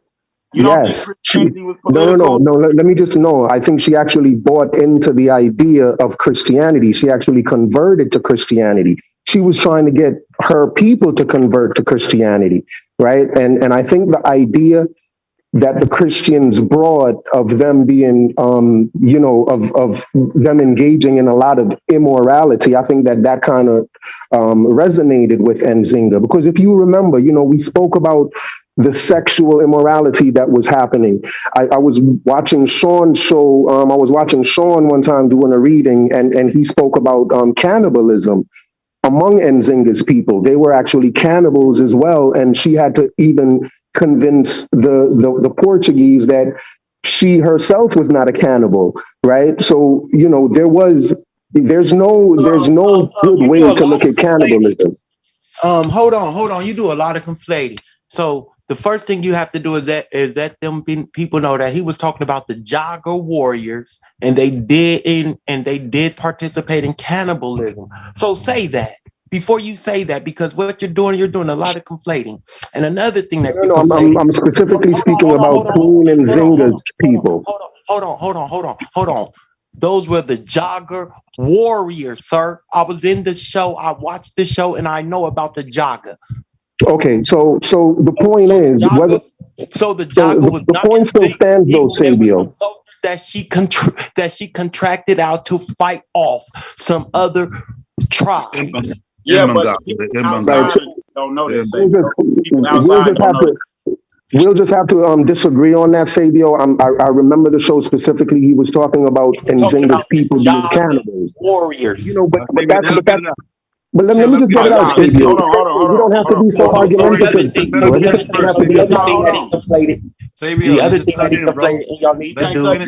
Sabio, let me finish though. Just don't get let me just get out what I have to say. What's up, Court? We know for a fact that, it's a fact, cannibalism was pretty widespread in Africa as well, right? So there was a lot of immorality going on.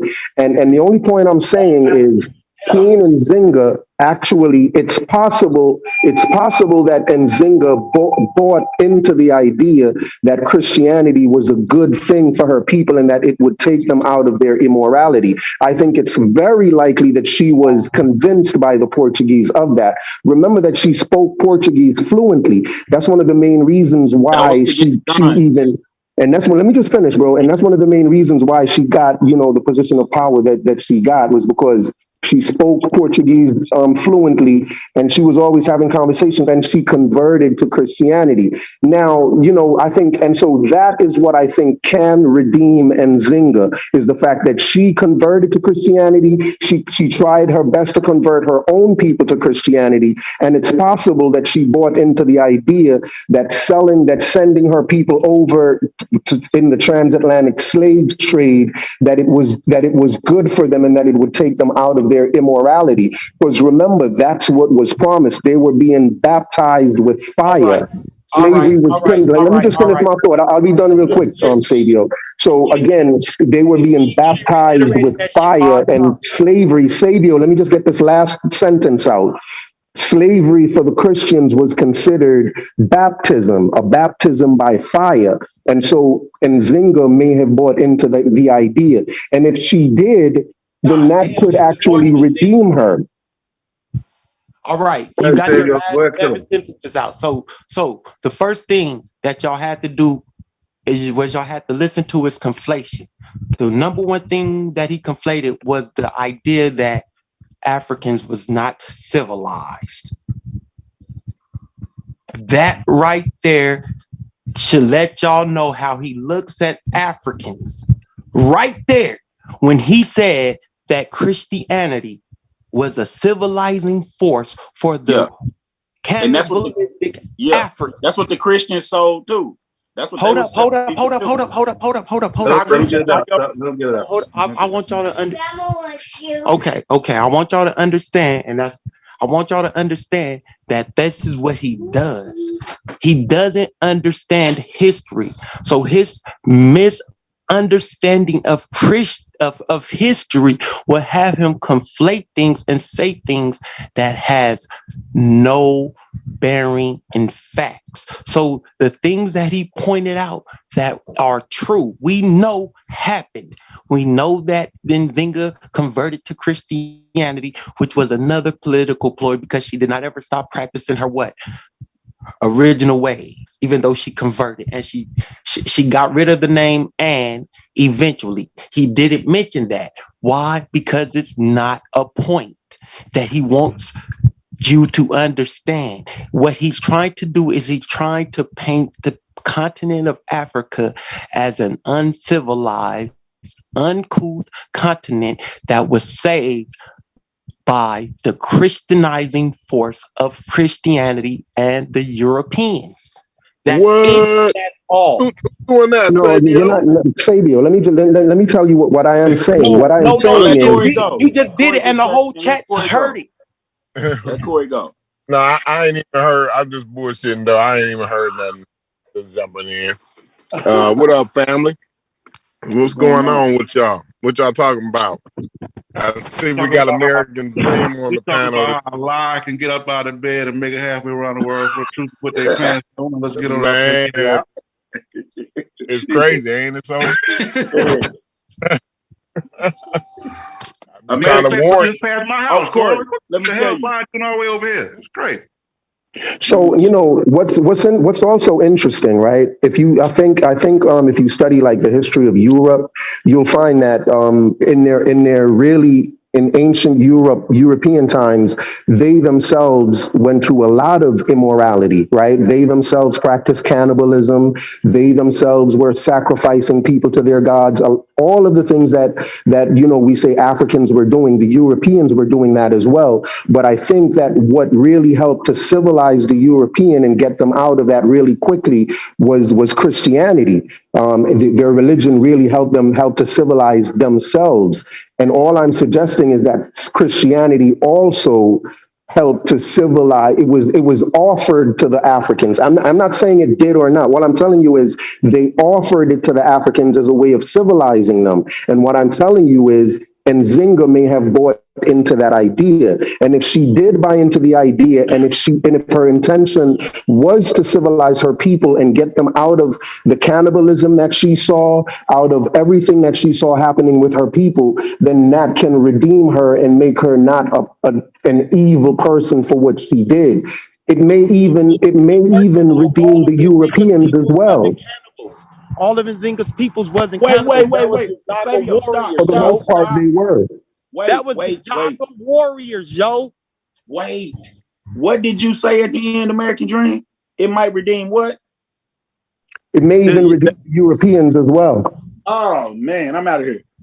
You hear this? Here's what I'm saying. Look, let me just say something. I don't know how many of y'all I don't know how many of y'all are gonna be able to relate to what I'm gonna say right now, but I remember when I first started coming into these channels and saying to people, especially Sabio, when I used to say to them, you know, what about Africa's involvement in the slave trade? Sabio would right away get offended and say, see what he's doing, and people would just really get excited and offended by the idea of Africans being involved in the slave trade. And it's just weird. Let me finish the thought, Sabio. Because you don't understand slavery and you don't understand politics. See, Sabio, you do the same thing. Like whenever you don't like an idea, like you just get angry at it and you start throwing stones at it and you start cursing the idea. I'm not angry at all, all, bro. You can't help but do it. I believe. Hey, hold on, because I believe Sheffrin may be away from his computer or something. He might be working right now, but we trying to, like, you know, it's all right. We can interrupt each other, but let's kind of like, you know, interrupt each other in a better way a little bit. Like, let's organize it just a little bit. You know, this still the hood. Pseudo killers. Corey, you went robotic. It's a lot of talking over each other, man. let's try to, it's all right to interrupt. You know what I'm saying? When you got to interrupt, we ain't that kind. This ain't that kind of game, but we got to slow it down. And if you interrupt, and I say, give me a second to finish, just let me finish. Like, I don't understand why people operate like that. Like, I don't understand why people are afraid of ideas. Like, Sabio, for some reason, thinks his job is to protect the people in the chat from hearing certain ideas. Like, let people hear ideas. People hear ideas and think for themselves. Like, why are we afraid to just put out an idea and observe it and evaluate it and judge it? Why are you just not wanting to even hear an idea? Let me tell you why. Since you asked the question, and I'm gonna go ahead and I'm gonna be real brief, because a lot of the ideas that you're pushing have already been rehashed and talked about, and people have already come to conclusions that certain things were already happening, like slavery was already going on in the continent of Africa. So why argue over that? That's a moot point. So there's no reason to talk about slavery in Africa. What you have to understand is everything that was also going on along with the slavery in the tribes that had slavery, and what else was going on in the other parts of the world. You just can't do that. What you're doing is you're minimizing history. And you're trying to nitpick the conversation. So what else? What else was going on with slavery? I'm almost finished. Because hold on, Corey. I'm almost finished. Nah, we cut off artists. I'm almost finished. Go ahead, baby. So when you do that, what you're doing is you're not allowing the whole picture to be seen correctly. So what you're doing is you're picking on, you're trying to make the victims just as culpable as the victimizers, and you're not understanding the whole situation that led to the victims being victimized. You understand? You still seem to think that Africans are just innocent. Hold on, Africans are just innocent. No, I'm not. You see, that's your level of thinking. Pause. Let Corey get it in. He just said, hold up. He just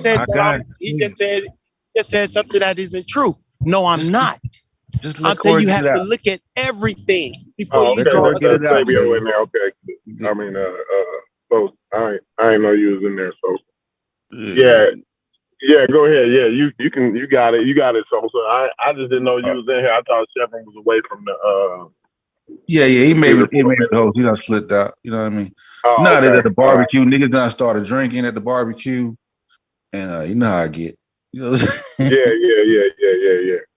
But I just want to know, because Sabio said, we gotta.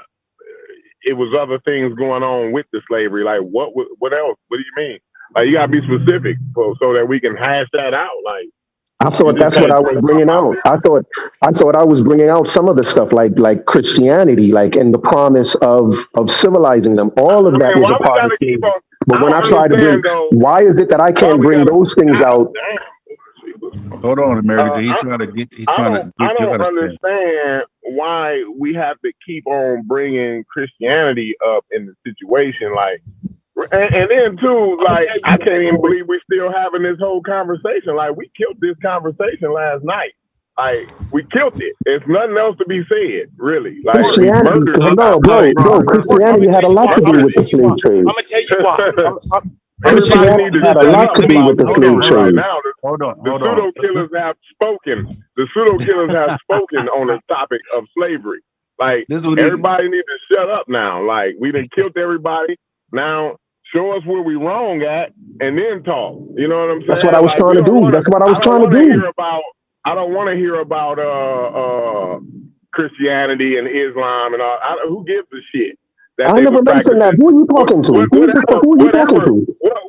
All the religions allow for slavery. All the religions was used for an excuse to do slavery.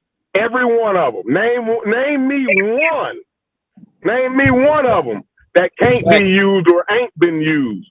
It was only a few countries. We talked But I about wasn't the saying country nothing like that, though. I wasn't saying nothing like that. You're just showing you didn't even understand the point I was making. Were you even here when I made the point I I'm not made? even talking about you though, American Dream. You see, Oh, okay. you battling right now, bro. I'm talking to Sabio right now, bro.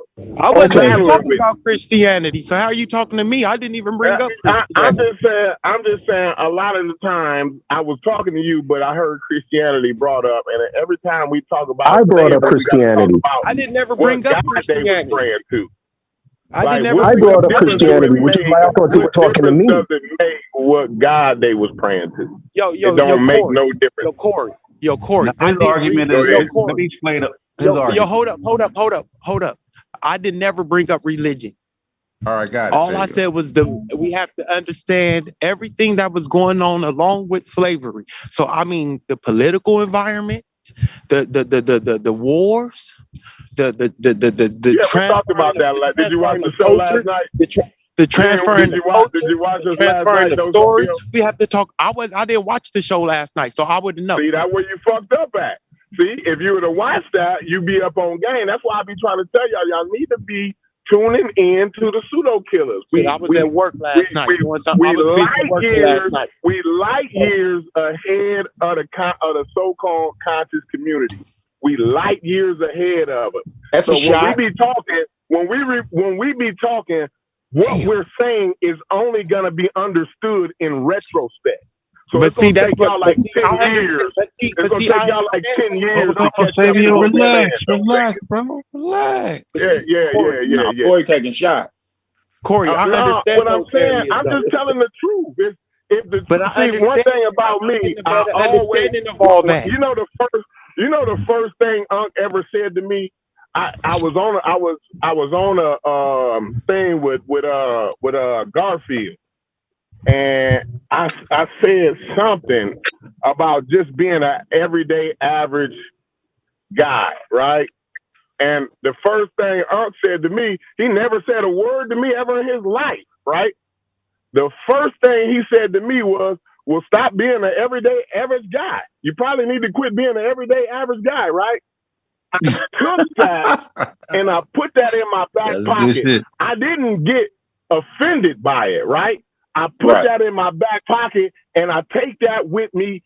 Every time I go outside, I take that with me. That's one of them things. I got a lot of things like that in my back pocket, right? But that's one of them things that I take with me when I leave out the door in the morning, right? Don't be an average everyday motherfucker, right? So when I tell you, Sabio, that the pseudo killers is light years ahead of y'all, and what I'm saying to you and what we said, see, you didn't watch the show last night, so you probably need to watch the show. But hold up. Let him finish, Sabio, before you hold up, bro. Almost done. So when you watch the video, right, you're not gonna understand what we're saying. You're gonna only understand it in retrospect, right? So it's gonna take in 5 to 10 years, you will be up on game for about what we saying, right? Right now, you're not equipped. You're not equipped to understand what data is, right? You don't understand how to interpret data and how to digest it and understand it in a way that makes sense to you, right? So later on, it will make sense to you. Like I said, in retrospect, you'll appreciate everything the pseudo killers is doing. Go ahead, Sabio. You wanted to say something, bro. Go ahead. All right. Now, first off, all that you said about me not being able to interpret data and understand data and digest data is totally fallacious. I am very educated. I have a degree in history. I also took psychology and philosophy, and I passed them both at the top of my class. So don't but ever. I want to make it clear. I wasn't just talking about you, though, Sabio. It's the whole community. It's the whole community. Go ahead, though. Go ahead, bro. I'm sorry. Go ahead. I say what I say. I'm gonna go. Sabio. Say what I'm saying. Hold up. Because that was very insulting. That was very insulting. No, I was just saying, it's not just you, though. It's the whole community, though. Because you was talking directly to me. You was talking. Sabio, fire one up, bro. You was talking to I'm me. gonna give a shout out. I'm gonna give a shout out to I don't care. I don't to my sister girl. Hold on, one time though, Sabio. One time though. One time. Let me give one shout out. I just want to give a shout out because I've been recognizing something. Y'all see this? Y'all see this? Hold on, though, baby. He just took a direct shot. He just took a direct shot. It wasn't direct though. It was like in general. But you in there, you with it though. Yeah. You did punch him in the grill, Corey. I mean, it was like in general, but he do fall under that. Don't let me punch back. Don't run. Don't run from these punches. Don't run. I took mine. Keep that turkey shit. Now take them. Now take them, just like you gave me mine. I'm finna take yours. Hey, so, how you doing, sir? So I told you to stop being an average, ordinary nigga. And I put it in my back pocket. Why I can't talk? So you supposed to put Why that is in people over talking me? though, Why is everybody over talking me? Let me finish. Once I finish, I'm gone. Once I finish, I'm gone. Go ahead. All right, go ahead, Sabio. Okay, so I told you to stop being an average, ordinary nigga. I've never looked at myself as an average, ordinary nigga. I've always been a top nigga wherever I went. Okay. Wherever I'm around, don't interrupt. Can you mute? I was on mute when you was talking, bro. Oh, my bad. I thought I was on mute. My bad. I thought. So you study what you study. I study what I've been studying. I'm a historian by trade. I look at things historically. So what y'all see from wherever y'all see, from whatever school of thought that you was trained under, is how you see it. So when I say that I look at slavery and I see the political, the wars, the trade, the and everything else, the stories that was being transferred between people with this trade and through all this, I get a better picture of the world. You see, I'm talking about world history. Our people is wrapped up in world history. We were wrote out of world history from 700 to 1492. And then we just popped up as slaves all of a sudden. But what the fuck was happening with our people between those 700 years from the Muslim invasion in Africa forward? Nobody wants to talk about that. So until y'all ready to really talk about some real shit, I won't come back on the pseudo killers. Peace. Hey, Sabio, he was just saying that man, we losing viewers, man. But anyway, I want to shout out to a viewer, to one of the mods in the chat. Like, I be peeping the chat, like after sometime I be at work, I'll rewatch it and I'll be looking at the chat and shit, right? And 220 Love 07. She be on game, bro. Like she's a real pseudo killer. She is a real pseudo killer. You niggas need to get off of her nuts in the chat. You know what I'm saying? Like she's killing y'all in the chat. Like, you know what I'm saying? So keep doing what you're doing, sis. We appreciate you trying to help us disabuse this community of their pseudo beliefs, right? That's our job. And definitely you one of the ones who helping us out. We definitely gonna take these niggas, 22 Love 07, right? You and the pseudo killers, right? And the pseudo killers, right? We gonna take these niggas kicking and screaming. We gonna drag these niggas kicking and screaming into reality. You know what I'm saying? They gonna understand what reality is. We gonna drag their asses kicking and screaming. They all kicking and screaming at us. These motherfuckers can't read. They don't study. They do bullet points. They this, they that. They yell and talk. They cuss. They call Queen Nzinga a bitch. But ain't nobody demonstrating where we wrong at. They keep saying, oh, well, it ain't the context. Context is subjective. Everybody got their own goddamn context. Everybody got their own perspective. From an African's perspective. Motherfucker, you ain't went and talked to no motherfucker from Africa. You know what I'm saying? And Africans got many different perspectives. How many times I got to keep saying that, man? They got many different perspectives. So what the fuck is a African perspective? We can just go over there and get one of their perspectives, and then you can go get another perspective, and another. Just like a nigga over here. You can go over there and get many, many different niggas' perspectives over there, just like you can get many, many different niggas' perspectives over here. So what makes it different is what continent you standing on. You got your perspective over there, you got your perspective over here. It's one truth though. I can promise you that. It's only one reality, bro. Everybody else, you can have multiple other things, bro. But we all live in the same reality, and it's only one of them. You know what I'm saying? And you niggas is trying to run away from it. And the pseudo killers is here to keep you glued down to reality. You know what I'm saying? Don't be mad. Don't be mad. Show us what we wrong at, man.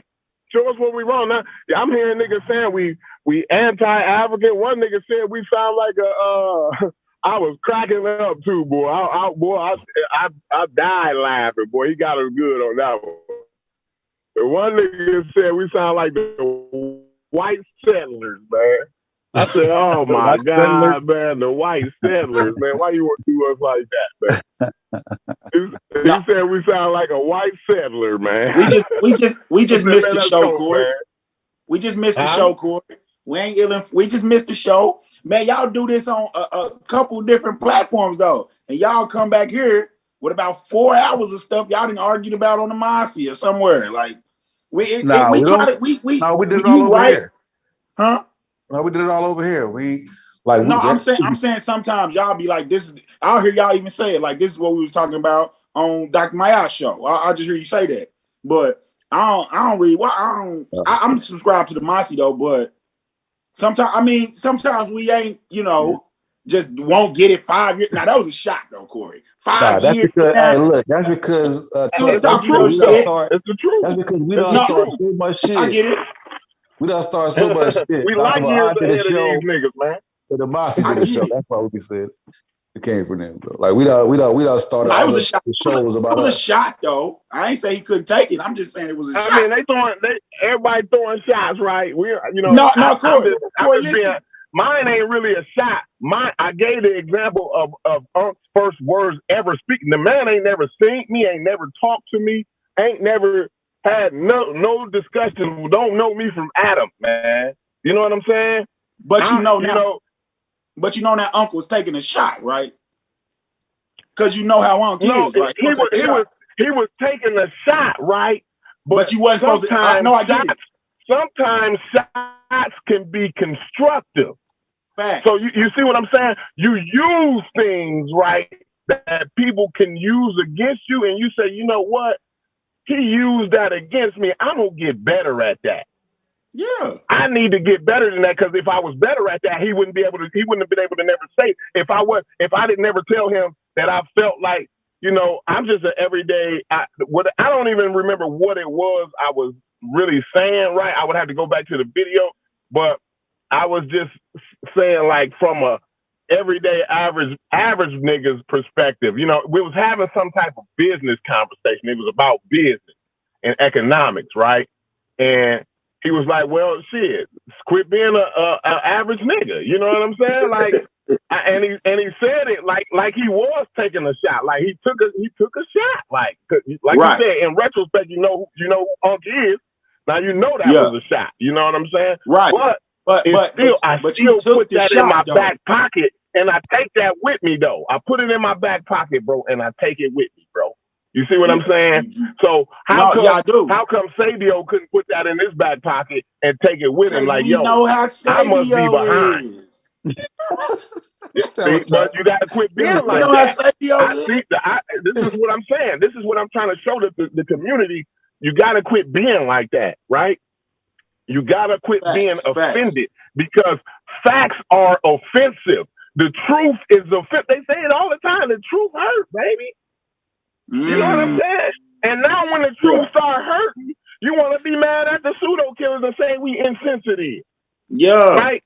But I'll say this, we all out of context, and we don't got the right historical perspective and shit right there because the truth ain't feeling good right now. It don't feel to me. We're talking about my home country, right? This is with my home country for real. You know what I'm saying? I'm not talking no bullshit, right? The whole shit hurt me to understand some of the history, and you know what I'm saying. But the thing is, I've learned things, right? Now I'm better equipped, right? When you equip with the truth, now you can navigate through reality better. You see what I'm saying? You want your goal in life, right? As far as information and data goes, right, is to understand more true things than false things as possible. You see what I'm saying? You want to believe, you want to be believing more true things than false things as humanly possible, bro. That's the best way to navigate. That is the best way to navigate through reality. You see what I'm saying? And bro, I say again, it's only one of them. We only got one reality. Yeah, time and space. So all the perspective shit you talking about, or not you specifically, it's all subjective. We talking about the realities of what was going on this continent. Corey, you know when they go ahead though. But you know when they go into that, they taking shots too. Context and all they really taking shots. That's not a shot to me. That's just to me it is shit. because it's trying to. No, I'm saying when they was talking to y'all, they talking about you need to know an African perspective. That's a shot, bro.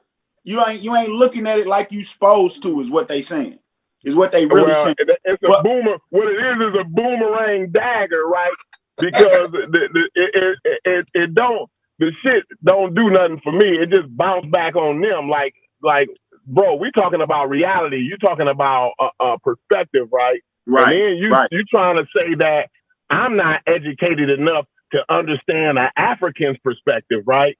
But bro, were they're not educated enough, and I think they is educated enough. You know what I'm saying? I think it's just they love Africa so much. Because when we read the data, right, it ain't nothing like. Did you watch the show yesterday? No, I didn't. That's what I'm saying. Last night? I missed one. Missed one out of 30. So. That was the most important one. We didn't yell. It was only me, Sosa, and but Corey, came on and talked for a minute, but it wasn't no yelling or nothing. We was only reading data, right? You know what I'm saying? But Corey, my first comment on this video was I was just watching the show and Chef go live. I was watching. I was rewatching it right now. That's what I was going to be doing. Okay. Rewatching it, and then it went live. But this is why I say, Corey. This is why I always fucked it up. I fucked that all up, didn't he? Yeah. Listen, this is what I always say. Corey. I always say, feelings is where facts go to die. When you get into there you go. Get into your feelings, and that's why I was like, man, my man Unc in his feeling. He jumped off the panel on y'all. Like, Unc, don't get in your feelings. Y'all having a conversation. He was done. That's just something we do every day. Like Unc cuss us out, hang the phone up on us like five, six, 7 times a day. He you know what I'm saying? He cuss y'all out longer when it ain't about his singing. He cuss you out longer. And I enjoy it. That's because you don't know how long the argument been going on before the show went live. 6 hours. See, that's what I'm saying. We're not privy to some of the stuff. Live. Before the show, y'all have private conversations we're not privy to sometimes. And I seen where that whole mess. The thing I'm gonna tell y'all, I'm just gonna let the cat out of the bag. The thing is, Unc don't be wanting us to come so hard like that. He know that we got the facts right because we done went over it over the phone already. He already know what we talking about, how we feel. He done already agreed with us on most of the shit. But the thing is, Unc knows that what I said. He knows what I said earlier, right? That the community only gonna appreciate what we saying in retrospect. Right? They're going to look back on it and be like, you know what? Them niggas was right all the way back then, already 10 years ago. Right. But right now, it's taking people a little bit of time to grasp it. Right. because they've been taught a certain way for so many years, and the cognitive dissonance sets in. And I have to deal with it too. I feel that. Talk about Yeah, the shock, I got to deal with that too. I'm not saying I don't have to deal with those things. You see what I'm saying? I'm a victim of it. You know, maybe not my mom's side, but my dad's side is a victim of slavery. Like, you know what I'm saying? Like, I mean, like, I have to deal with that kind of those kind of realities with myself. You know what I'm saying? Just as well as everybody else do. So I'm not out here on a limb, you know, by myself or nothing, you know what I'm saying? But the thing is, you actually got to swallow reality though, bro. You know what I'm saying? That it's a heavy, nasty pill, but man, you know, you got to do what you got to do, bro. You know what I'm saying? So, you know, and Unc try to tell us, man, like, yo, y'all can't be insensitive with it. You know, you gotta slow walk it, this, that, and the other. But like I said, no, we coming through. You know what I'm saying? We light years ahead of you niggas. The learning curve is being revealed, but fuck it, we steamrolling and we only taking the ones with us that's gonna be able to keep up. You know what I'm saying? I see the people who keep up. We got the smartest chat on YouTube, the most scientifically literate chat on YouTube. Most niggas in all of the whole conscious community, most people have not had that real conversation with y'all. But the pseudo killers had that real conversation with y'all. We knowing what's going on. We ain't hiding what's going on in the slave trade like these niggas is and adorn Africa and all this old bullshit like this is some land of the fucking fairies or something. You know what I'm saying? Like them niggas is just niggas just like us. They got the same brain I got. Like, I mean, I don't get like just because you're on the African continent mean you can't do no wrong. You don't know how to fuck a nigga over because you live in Africa. You know what I'm saying? Like that, the shit don't even make sense to me. How some of these niggas be trying to sell this African shit. You know what I'm saying? Mm-hmm. Like it's not that at all, right? And we the ones who actually having this conversation. We not shitting on Africa. Africa is the motherland, right? But and it's very positive things about Africa. But if we don't be honest about things, then we ain't really having a real conversation for real. We just making love with each other. You know what I'm saying? Like you can go to your bedroom and do that. Like it's the pseudo killers, man. You know what I'm saying? We ain't falling in love over here. It's all about the scientific data and what reality is. You know what I mean?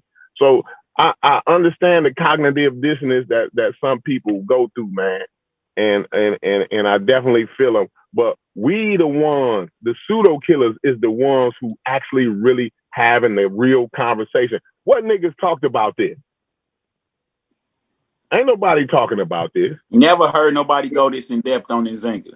Never. Ain't nobody went in depth on that, on Nzinga, on the slate, on the data. Wait till you re-watch the show yesterday. On the data we put out yesterday. Like nobody went in depth like that. You know what I'm saying? Do you think we're talking about real stories from real Africans telling their story? You know what I'm saying? Of what the brutalness was. But go ahead, brother. I was gonna say, you think Unc is like correct your people in private, guy? You think that's what you kind of saying?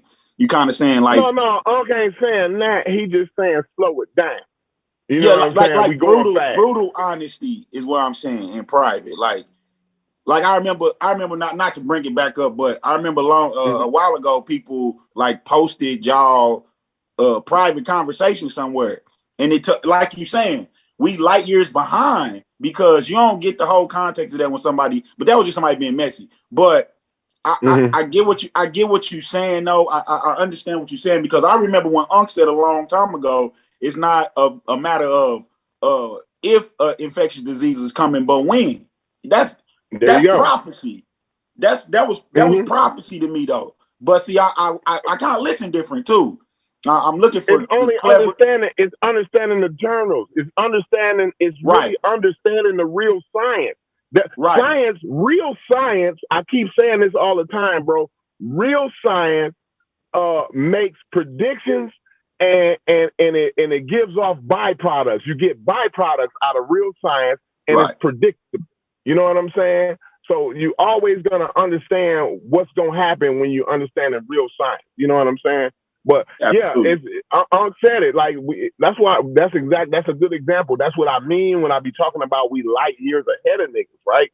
You know what I'm saying? Because Unc already knew, you know what I'm saying, like about viruses and the importance and all of this and that. He didn't know like it was a pandemic gonna come at the time, but he know it was one coming. It's like he said, it ain't a matter of if, it's a matter of when. But go ahead, bro. Right. No, that's what I'm saying. That's just if you listening for certain. But I do see when y'all go to talking, people are listening for y'all to say something that they can disagree with. I'm not doing that. I'm listening for information for real. Like when Unc said that, I was like, it wasn't. But what was it? A year later that they had to burst the anti-vaxxers. And little did he know the coronavirus was festering in the room with him. You know what I'm saying? He could have been a victim. You know what I'm saying? Why he was saying that? You know what I'm saying? Yeah. Wash his election like this is pretty good. Pretty good. Nobody got talk about me. You nigga talk about me. Yeah, man. It's serious like that. But Corey, what I was asking was, and I think that was Unc was going for, the first thing you think of when you think of Nzinga. Now, me too. I think of her as being a slaver. And what Unc was trying to say is, I think she's bigger than that, but us as who the people we are, what happened to us, that's the first thing we think of. And like Chef said, he can't get it out of his mind. I can't either now. Like you said, it was never told to us like that. They was never going in depth. They was romanticizing a person so you could revere her. So I get it. I get what you're saying. But sometimes they do need to be hashed out like this. So they wrote that all of the romanticization, right, is damn near written from a Portuguese perspective, right? The romanticization of it is written from a Portuguese perspective. You know what I'm saying? In a Dutch perspective, you know. So, like, you know, it's not even written from those Africans' perspective. You see what I'm saying? Certain stories. It's not written from their perspective, you know? So it's romanticized anyway. But go ahead, bro. Yeah, but we know the reason why now. It wasn't written from their perspective. That story part of it wasn't written because they was the ones being enslaved. So their perspective would have got us here back then when they was trying to tell us about it. So I you know, like to some people, she is a freedom fighter. Like I can't knock that. It just depends on what the point you is. I can't live underwater where great grandmama and them end up at. You see what I'm saying? Like you cut out a bit. Oh, my bad. I said, can you hear me now? Yeah, I got you. I said, some people look at her as a freedom fighter, right? But I can't look at her as a freedom fighter because, you know, I look at what side of the coin I end up on. You know what I'm saying? I agree with see that. But listen, that's why when I came on here, I asked Chef if it was your family or theirs. Like, if you had to be the slaver, what would it take for you to have to do that? See, like you saying, Nzinga's people probably didn't. Well, some they did because she was on with everybody. She was just on that. But if it was you or them, could you be the slaver? It wasn't see, that's the no. I don't like that because it was not a situation where it was either you or them. It was never. None because of that. Chef, we killed that last night. We killed all that last night, bro. The me or you situation. It ain't there. It wasn't that. You know what I'm saying? It was not that at all, bro. Like, them niggas didn't have to. She didn't have to sell niggas. She didn't have to sell nobody, bro. Period. Well, to come to the power that she did. She absolutely if you want to be greedy, if you want to be greedy, then you got to sell niggas. If you want to be greedy, right? Yeah, that's. But you don't think she would have been? Okay. Either they're trying to be greedy or they're trying to save them. Oh, I didn't start agreeing with American Dream. Oh no. Yeah. Hold on. Again, like, the main reason, I think, I could be wrong, but I think the main reason why, we don't want to accept the fact that Nzinga did something wrong, did something right by converting to Christianity and having her people convert and getting into the slave trade because of the promise of saving her people through slavery. And you should always remember that was the promise of slavery. The Christians that went in there promised to save them from their uncivilized ways. And we know they had those uncivilized ways. So all I'm saying is Nzinga could have bought into that. Right. So it's not just her being greedy. It could have been her trying to save her people from slavery. And I think if I could just let me just get this one last thing out. The main thing I want to say for them niggas at one point in time. The Portuguese was working for the Africans at one point. When the Portuguese got off the boat, them niggas had Walmarts and Costco's going on already, right? What the motherfucking Portuguese did was say, look, we got some boats. What we can do is we can take niggas back and forth for you niggas, right? And they was working for both sides. They was working for each African, selling back and forth to each other, right? And working for gold. They was giving them gold to transport slaves, bro. They already had the shit in.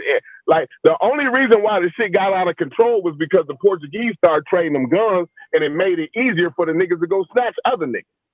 You know what I'm saying? Niggas went crazy with the shit. So, like, all of the Christianity talk and all what do you call them? The missionaries came in, like, man, all that shit is out the window with me, man. I don't even want to hear that shit no more. Right, and I think I know why it's out the window. I've heard that part of the story for most of my life, right? No, you haven't. I think I know why. I already understood that. So, right, like, I heard you, Corey. I need to hear about that. At right, I heard you, Corey. We're making a whole other point. Like, we on a whole other point at this point now, because we've been hearing about that for our whole entire life. You know what I'm saying? Right. So, okay. I'm just saying they already so let me just say this. Walmarts and Costco's jumping off. The professional slavers, the professional white slavers, they would set up shop on the West Coast, sit there with their goods and shit. The niggas was bringing them niggas to them, marching them for hundreds of miles across the goddamn continent, bro.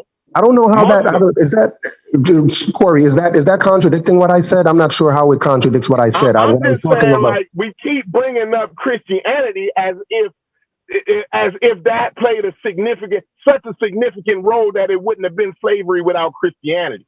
Like, these niggas wouldn't have been selling. That's not what I'm saying at all, bro. Like, that's not what I'm saying. Like, I don't know how you got that. That's not what I'm saying at all. I didn't mean to say anything like that. I just want to make sure that's not what you're saying. I just want to absolutely not. I don't even know how you got that from what I said. All I'm suggesting is my bad. Let me just say this, right, Corey? Let me just say this, Corey. But Corey, let me just say this to you. I think the main reason why people don't want to accept that Christianity played a positive role in Africa is because in their head, Christianity is a European religion. It's a white man's religion. But in actuality, it's not. Right? Christianity is not the white man's religion. Christianity, like, Africans themselves had a lot to do in the development of Christianity, and they have a lot to do in what Christianity is today. Like, and we need to keep that in mind. Christianity is as much an African religion as it is a European religion. Both of them had played a role in, when Constantine called his council to really say what Christianity was. Africans came to that council as well. There were Africans who were represented, and they came, and their voices were heard, and their opinions on what Christianity was taken into. And so they played a major role in creating Christianity for what it is. So Christianity is not a European religion. So when we say Nzinga took on Christianity, that doesn't accuse her of taking on the white man's religion. Like, Christianity is as much an African thing as it is a European thing. And when you read Christianity, when you look at Christianity, you'll see mad parallels between Christianity and the Egyptian religions, between Christianity and some African pagan religions. You'll see the similarities. So when people accept that I'm not down, man. Go ahead though, man. And I just think that let me just say I don't 10 more want to seconds. go down that line. You can start a whole other argument with that stuff. Right, but I'm saying like it's a conversation where I know it may be a different conversation, but it's tied to the same. It is actually, I think, what can and does redeem Nzinga, if you think about it in that way. And Nzinga doesn't necessarily have to be considered evil because she converted to Christianity, and she may have been promising her people that ain't even close to why I think people were promising them. Yeah, but that's just that speculation. ain't even close to why I think she bad. But go ahead though. The Christianity just has zero to do with my thoughts on this whole, you know what I'm saying? It really don't like. Nah, bro. If you look at if you read the history of the church and what the church said they were doing and being involved, the reason the church got involved in the slave trade and the reason they were doing any of it, even the Portuguese were Christians. They were trying to civilize them. That's what they claim. I'm not saying that's what they were doing. All I'm saying is that's what they claimed they were doing. And when we look at the results of it today, they may not have been so far off. They went over there trying to trade, bro. Like, I mean, that's what the earliest Portuguese writings is talking about. But that's not what you just said last night. Last night, y'all. That's not what y'all said last night. Last night, you said they went in there. All they were working like a taxi company, right? They weren't trading when they first went in there. They were just like working as a taxi company for the Africans that were trading. Now later on, they themselves may have started trading. You gotta listen closely, bro. That's so true. They was trading first, but they saw that these niggas was running niggas. The Nigerians was running niggas to Ghana, and Ghana was running niggas to Nigeria. They was trading back and forth, right? So what the Portuguese did is seeing that they can get in there on that trade too, and they started working for them. Like they came in looking for trade. They didn't like come in and automatically start working for you. You gotta have a relationship first, though, don't you, bro? Okay, so you don't mean trade in slaves. When you say they came in looking for trade, you don't necessarily mean slaves. No, the Portuguese didn't have any. They wasn't trading slaves. They weren't looking for slaves. Right. Okay. No, they didn't look. They weren't looking for slaves. No, they was looking just to trade goods and shit, right? But they seen how they had the slave trade jumping off already. And the problem is the shit got out of control because the Portuguese had a high demand for it. You know what I'm saying? They had a higher demand, and the demand for slaves went up. Yeah, due to the New World discovery. Go ahead. What'd you say? Yeah, due to the New World discovery. They just came over here to the Americas and they discovered the New World. So that's why the demand went up. And what made it easier, I talked about this. We talked about this yesterday. It made it easier for the African people or the African tribes or whatever to get the slaves because they started trading guns with them. So it was easy for them to go in and start the raids and this, that, and the other. Like they wasn't using Christianity. They didn't need Christianity to put you in slavery or nothing. Like they said you did a petty crime. Oh, you cheated with your wife, or what? So you're not. Hold on. You're not denying. You're not denying that Nzinga converted to Christianity. I'm not denying that, but I'm saying. Right, so what I'm telling you is, hold on. No, bro. Anything that American was in Dream. town, whatever game was in town, we'll that's never know the her game motive. she was gonna go with, bro. Never know it don't matter what the fuck it was. I understand, Sosa. I understand. We'll never know. All I'm saying is it's a possibility. The fact that the Christians themselves were saying the reason, and again, the reason what they said was this is why they're going to take them out of Africa into the transatlantic slave trade. To take them out of Africa was to take them out of their uncivilized ways. Like that was a part of the promise. Was taking them out of Africa. I don't know. I think that was. I think they were having those. They had those conversations. It's very likely that they had those conversations with Nzinga, and that is what helped her to convert and try to get her people to convert. And it's very likely. I'm not saying it did. I'm just saying why couldn't it not have, especially with someone who converted to Christianity. It's only likely if you have evidence of prior shit like that, right? So we can't talk about what's likely and what's probable. On some speculation type. Okay, shit. so are you saying that? Are you hold on? Likely. But go so ahead, you're saying, bro. Go ahead. So are you suggesting that during the time of Nzinga, the Portuguese that I'm were saying you're doing a lot of trading? speculation. That's all. I'm just saying it's a lot of No, speculation. well, what I'm saying is But you it's a can't call it fact. lightly, No, though. well, Go the ahead. one thing I'm not speculating on. I'm not speculating about the Portuguese using Christianity and civilizing Africans, using that as justification for the slave trade. They did that, right? And so now, is it a stretch to say that Queen Nzinga bought in on that story that the Portuguese were giving her? Like, I don't understand why that is so unlikely. It's possible. But listen, they didn't use, the Portuguese wasn't using the slave trade, religion as justification for the slave trade. Slave trading they didn't need justification for it. It was already a trade. Like the justification for the Atlantic slave trade. We're talking about for the Atlantic slave trade. It doesn't matter. For her getting involved with the Atlantic slave trade. Yeah, what I'm saying is that it didn't matter where they were going, whether it was transatlantic or not. The trade was already a given. The deal was already going to be broken anyway. They didn't need a religious tenet to push it through.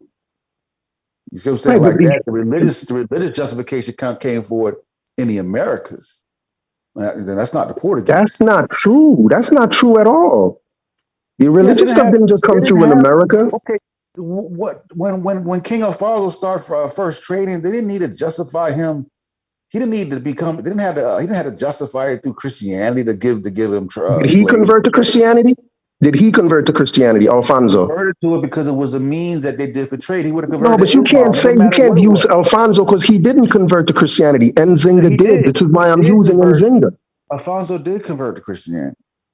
Okay, so and you're saying that it's not possible that that when he converted, those Portuguese convinced him. Okay, would you say that he thought Christianity was a better religion than the religion he held, than his traditional religion? I don't know that. I can't. He converted. People convert. If he converted, he must have thought there was something better to that religion. People will convert. Who converts to a worse religion? No, people convert for trade.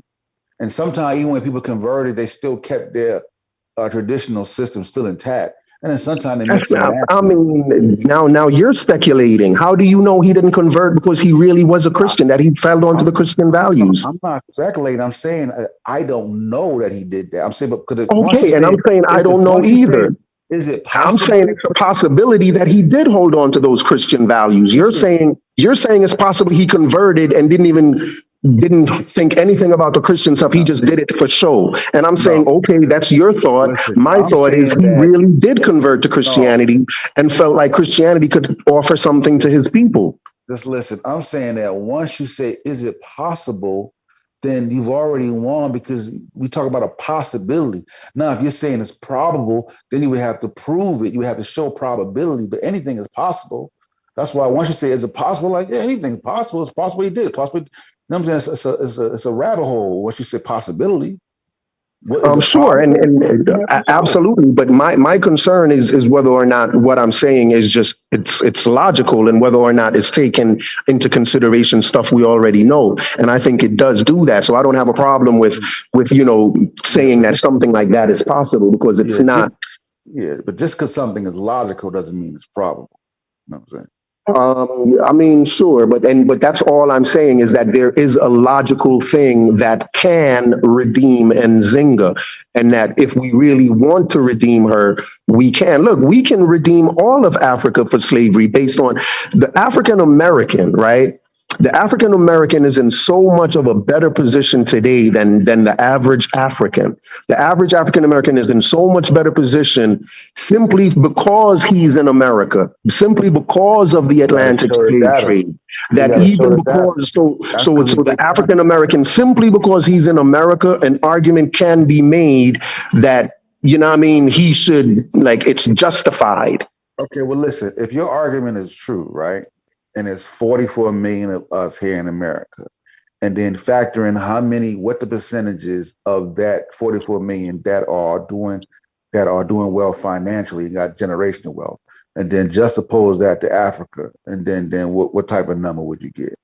No, that's why I said average. That's why I said average, Sosa. The average American, right? The average, like an American, black American that lives in poverty today compares to a black African in poverty today. That black American living in poverty is wealthy compared to the average African. The average black American is wealthy, supremely more wealthy than the average black African. That's all I'm saying. And so just for that reason alone, that should provide some justification or reason for us to forgive, to just forgive the past and move on. Wealthy in what way? That's subjective, though, man.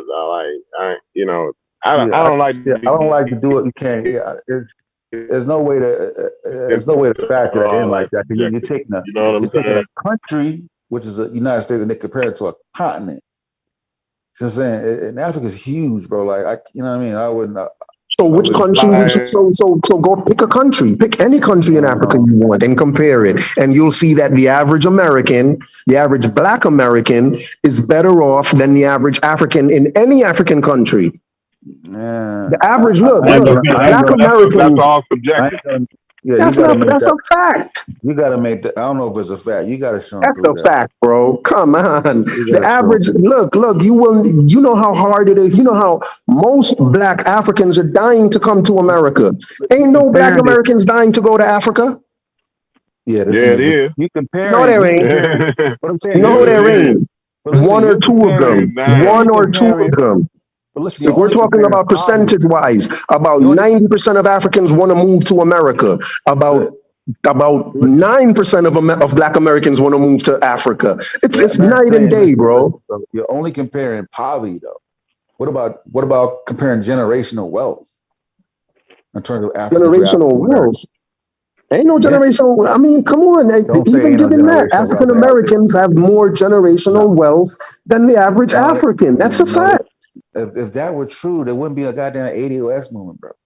You can look at the numbers of Africans that come over to America already in better standing than your Americans, bro. Already, when they arrive, they got more wealth. Dude, the average African doesn't come here. The Africans that come here are not the average African. Right. Now, the average African don't have to come here. The average poor person ain't going to Africa. We're not talking about the average. When we're talking about a person leaving one continent and going to another, we're not talking about the average no more. But that's who I'm talking about. That's all I've been talking about. I said the average Black American is better off than the average Black. Now you can't. The African that buys an airplane ticket and moves to America is not the average African. You got to have some money and some standing in Africa to be able to do that. Yeah. So what I'm saying is that if I concede to the poverty line part, then you have to you can't just make the argument just based on that alone, right? What about the wealth side? I'm saying. That's what I'm saying. If you compare wealth, if you compare the wealth of the average Black American, it's going to be more than the wealth of the average African or the average Ghanaian or the average Ethiopian. The average Black American is better off than any African, than any average African. No, I'm gonna tell you why. Because you're not looking at the middle class. So if you talk about an average, the upper echelon scale could be so much higher. You know what I'm saying? And you have to even it out population-wise, but the economic level on one end could be so high on the top end that it still averages out, even though you have a lot more poverty on the bottom end.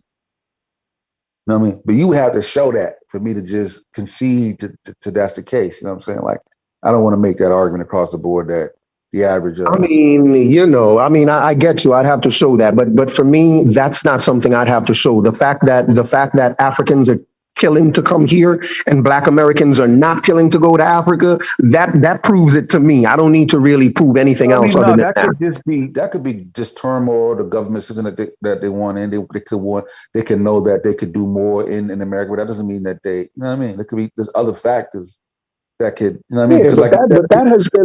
That turmoil and government mess has been stuff that's been there since the beginning, since slavery days. And that's the stuff that Africans have been trying to avoid, is that turmoil in their government. It's difficult to find any African government that's not corrupt.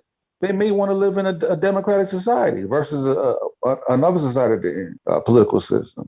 That's why the average Black American is in a better position than the average African, because they get to live in the greatest country in the world. Hey, I'm gonna let you have that. That's you and Thunder's. No, what I'm saying is, bro, what I'm saying is when I look at, like, you know, what America has been for Black Americans, you know what I'm saying? Like, I don't understand why, you know, I guess I could see why there would be an argument for us to kind of appreciate our history. You know what I mean? And say, wow, it was a struggle, but you know what I mean? We had to go through that to be where we are, and we're happy we are, that we got through that, and we're happy that we are where we are, and just count it as a blessing. You know what I'm saying? Like, in a way, it is a blessing. I appreciate my history, and I don't even got to do that. You know what I'm saying? Because with anything, there's ebbs and flows. You know what I'm saying? And shit ain't picture perfect. You know what I'm saying? Sometimes the road the road you take to get here, may be harsh. You know what I'm saying? But and you know, sometimes it pays out in the end, sometimes it don't. You know what I mean? But I can say it pays out in the end, but I'm in America. I'm biased. I'm biased to be here.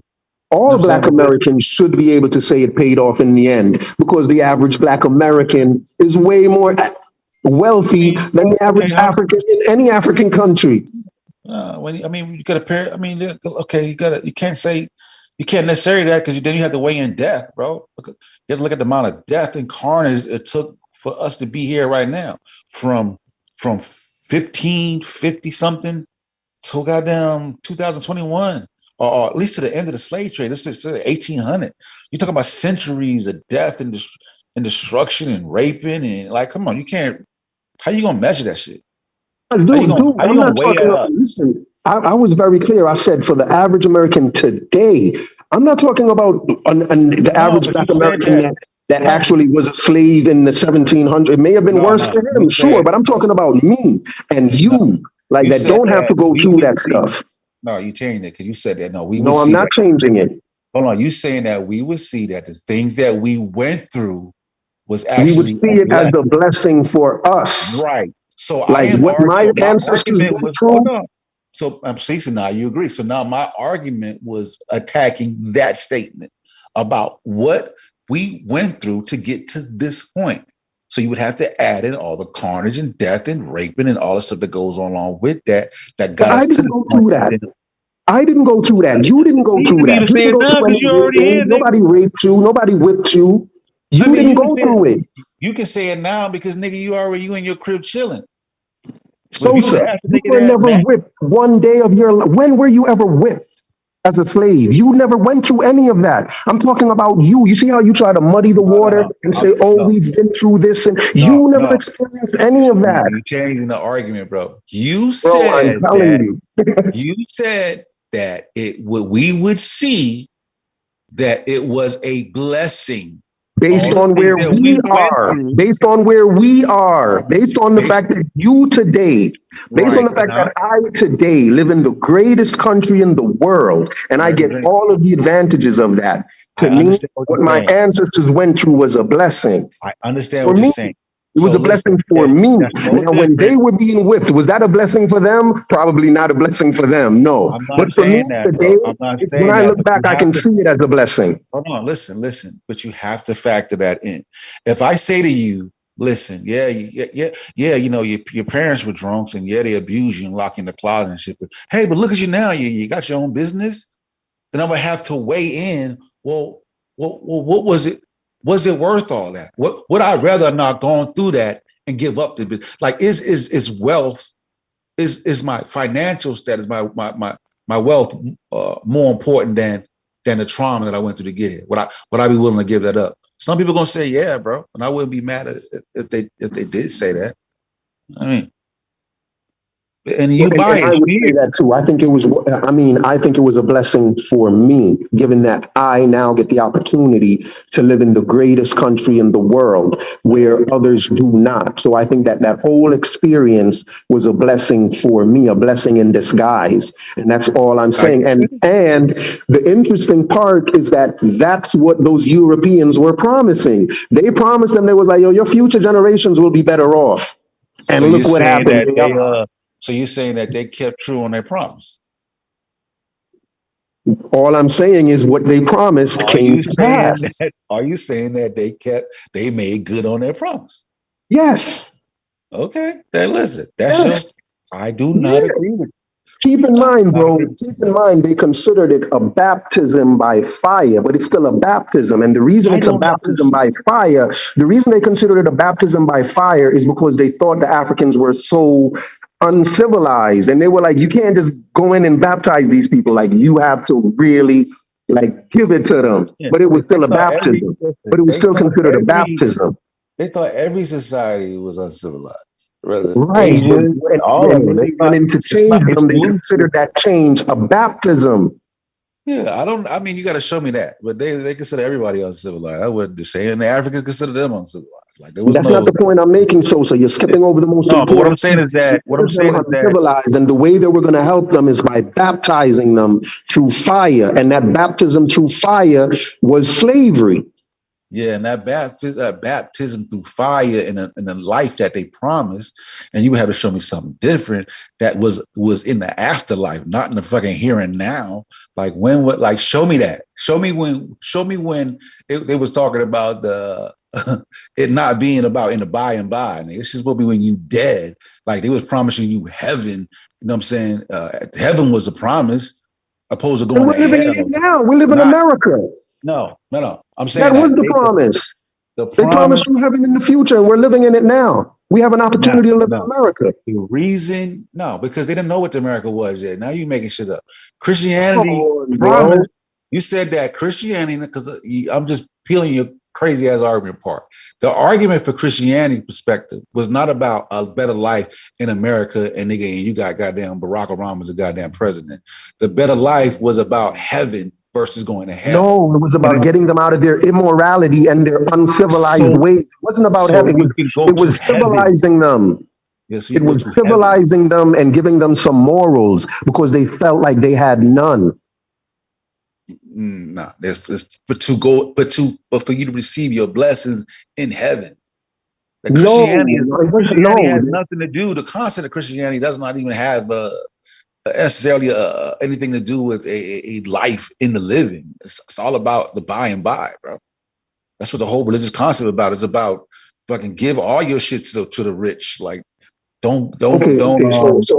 So I guess I'm saying what I'm saying is worthless in the faith, bro. Like, come on. Right. So I'm saying they promised, what they promised them was a heaven in the future in form of America. And what you're saying is no, they didn't. What they promised them was a heaven, the spiritual heaven. But either way, it was a promise of something better, right? Either way. And what I'm saying is you can't just do that. Say just either way. It was a promise of something better. No, you have to look at what was the better. America is the better. America is the better. The fact that we live in America today compared to Ndongo during Nzinga's time, America today compared to Ndongo during Nzinga's time is heaven.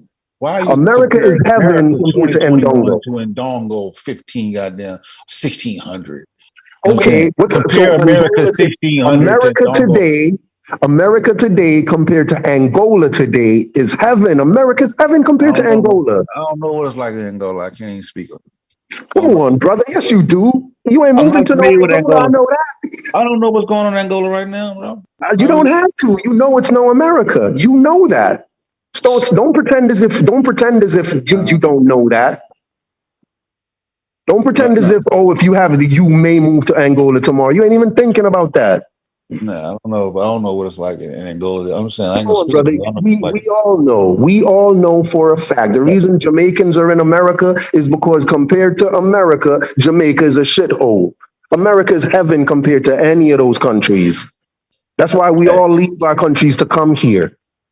Hey, you know better than me, bro. Sosa, let me ask you this question. How was it so bad that we were enslaved and brought here, right? But then the people today that are not enslaved are still trying to come here. Like, hold on, maybe coming here wasn't so bad. No, that's you just Maybe you it was just a blessing Well, in it's disguise. because of that's the a work. false. It's because of the work them Yeah, slaves did that came over here that yeah, that's made it completely so good like fallacious. this That's over not here. even the same The concept. free work that we did, right? You think that's Yeah, what made America great? The free work? of course. How can you be a Of course world not. Are you power? kidding? No Yeah, way. you can't have an America unless you got to build the shit. Who built the infrastructure? You can't build the infrastructure. How was the infrastructure built No, it's from not just free 1600 labor, to bro. 1800? No, how was the infrastructure built from the 1600 to 1800? Sosa, didn't they have free labor in Africa? Yes or no? Yes, they did. They had mad free labor in Africa, and Africa never was developed. They did, but the African didn't understand how to capitalize on it. The European Okay, did, so right? it's not the free labor. It's something else. It's not just the fact that there's free It labor. is the There's free something labor. else. The being able to capitalize on the free labor. The being able to capitalize on the free labor. That's what it is. The African didn't do it. Why didn't the Africans do that? And you compared Africans. Why didn't the Africans do that? Africans did They had do an it. but- indigenous. Yeah, Africans did do it, but you comparing a continent to like there's some African family that came off just as good as the Then let's just stick with Angola. white Let's just Americans. stick with Angola. Why didn't the Angolans do that? Why didn't the Angolans make it where? They didn't. I don't know. Why didn't they Because they're not capitalize smart. on Because it? they're not smart. Because they weren't smart as the Europeans. Nah, and you gotta look. It ain't about being smart. It's just they just didn't capitalize. I was saying, read the article. You gotta look at the colonialism that happened after the slave trade ended here. We was able to go through a different path than the colonialism that went on in Africa after that shit. After the whole economic system crashed, bro. That's a whole different dynamic. Like you just like mixing it all up. Like it's a different dynamic over there. When the slave trade ended over there, that's like the goddamn what they call Black Friday on Wall Street, bro. That's the equivalent of Black Friday on Wall Street over there. It's not the same. It's like the Great Depression happened over there, and it's a different dynamic, bro.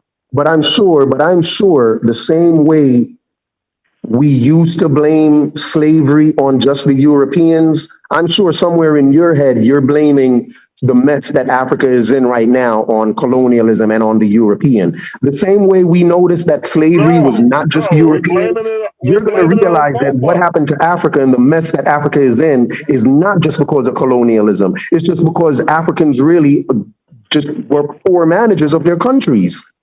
Nah, it's both, bro. Not really, not necessarily. Like I mean, somewhat, yeah, but sometimes they just lost the battle, bro. I mean, like it ain't about poor management, man. You know what I mean? Sometimes you lose the battle. You can't win everything. It's not just about poor management, and it's not just about colonialism. But the Africans have to take responsibility. Nah, but listen, slavery gets abolished in 1802. Absolutely do. Yeah, slavery gets abolished in 1802. Nigga, in the 1800s, they're still fighting wars in Africa in the 1800s, bro. The Portuguese are still over there, aligned with you got the Dutch. I think the Dutch aligned with the Ashanti. I think that the British aligned with the Fonte. Like there's still warring going on. Nigga, apartheid was still going on in the damn 90s, bro. Like the time period that we've been free is totally different than the time period of freedom over there in Africa, bro. Like remember Nelson Mandela and shit? Like it's a different dynamic. You acting like we started the race at the same time. It's a different dynamic. Bro. That's all I'm saying. I'm sure, and I'm not contending that it's not a different. Talk about Sosa. We said we were going to talk about the underdevelopment of Africa. Yeah. We gotta balance it out a little bit. Yeah. You know what I mean? Because that plays a major role in what happens afterwards. That's about what's going on today more so. You know what I'm saying? Then right. I don't think that has very much to do with this. I don't want to tie that in with the slave trade. I don't want to make people think like we tying that in. Like I think it's a different dynamic. I think the slave trade definitely plays a part in it, but I just think I don't want to get too deep into, talking about the slave trade as it relates to the underdevelopment of Africa. You know what I'm saying? It's a different dynamic. It did play a role, but it's a different dynamic. It's not the same type of shit. I think it's a lot of other components, that other than slavery. You know what I'm saying? I think the slavery thing will get us bogged down, and we won't be able to get to, you know what I'm saying, the other components that contribute to the underdevelopment of Africa. You know what I'm saying? Yeah. It's a lot. It's a lot that goes on with that conversation. But that's what I'm saying. Like, see, and that's another thing though. So like, how we think like, okay, slavery got abolished here in 1802, and then we think like the same dynamic is happening there in 1802. Like, no, that's not the case. You know what I'm saying? Like, it's a whole different dynamic going on in Africa that we can't. You know what I mean? That we can't. We got to look at it differently than we do here. You know what I mean? So different system. Shit, it's totally different. Yeah, thanks for entertaining me, y'all. But I got to go on silent for a little bit. Oh, for sure. It's all good. So, yeah, man. What do you think about the new bipartisan infrastructure bill that's been passed? You know what I'm saying? I think, at least I like it for right now. I think we need to get something passed. We ain't had an infrastructure bill passed since Obama been in office. You know what I mean? It's since the beginning of the Obama administration. Since we've been had a real infrastructure bill passed. You had to break that on that, Chef. I mean, you had to break that down. You got to break that down. I mean, I'm not the political pundit. Mm-hmm. Oh, okay. So the infrastructure bill is where the government will allocate money to they allocate money to put into the infrastructure like bridges, highways. You know what I'm saying? Different things like that, transit and all those types of things, right? So this always provides jobs because people build with when they get when they pass these infrastructure bills. You know what I'm saying? Cities is able to upgrade their streets and bridges and highways, and you know what I'm saying. Some of the four-way stops and all that make traffic flow a little bit better. They're able to put some money. I think some money was allocated for some type of climate. You know, doing something for the climate change thing. You know what I'm saying? They got some other stuff in there too. I gotta pull it up. Though? How you feel about Biden doing as a whole though? Gas high, I know that. Like I just look at what's being affected in my day to day. You know what I'm saying? Right. Just how the system is going. You know what I mean? How well it's working. Yeah, but right? See, the thing that's going to affect your day to day is how much of this money is allocated. So, like you know, I think it's a $1.7 trillion infrastructure bill. So these is like government contracts that they will, you know, you got $1 trillion out there to get. You know what I'm saying? Like to get these government contracts. So, I mean, I think that's very important for our community to start getting up on because what we that's say what Monica is, Lamb be on. That's what Monica Lamb. Yeah, Monica. Sister Monica. She be up on that. She be talking some real talk. And what I hear a lot in the community is, you know, they do this for these people and they do that for that people and they ain't doing nothing for the black people. You know what I'm saying? I hear like not in the community necessarily, not in this online community necessarily. I hear that in my community. You know what I'm saying? And like some of the older OGs, you know what I'm saying? Like that's some of the stuff they talk. But I think a lot of the problem is we're not aware of some of the money that's been allocated that we can get. It's not. They're not going to allocate money and say, "Oh, you know, this is only for black people." Like that's. I mean, it won't. Yeah. No, they're not allocating money like that. You know what I'm saying? They allocate for American citizens. So everybody get this money. You know what I'm saying? So, you know, which is also the importance of the importance of the damn them consensus and filling out them consensus. You know what I'm saying? So you can get the proper count of your population so you can get the right amount of funds allocated to your community. But if niggas don't want to put their name on the consensus, you know what I'm saying, then your community goes underrepresented and you miss out on some of those funds. Absolutely. And see, you have to be aware of your representatives, right? So who representing you, your district in Congress, right? And your senators, right? So because these are the people who actually vote on these bills to be passed, these infrastructure bills, the Biden Build Back Better plan, like if you know, because that's the next one of the next infrastructure bills that's going to be passed. They call it the human infrastructure bill, and this is what's going to affect your day to day if they get this next bill passed. So this bill has things like universal pre-K and stuff like that. Like, you know how much daycare is these days, man?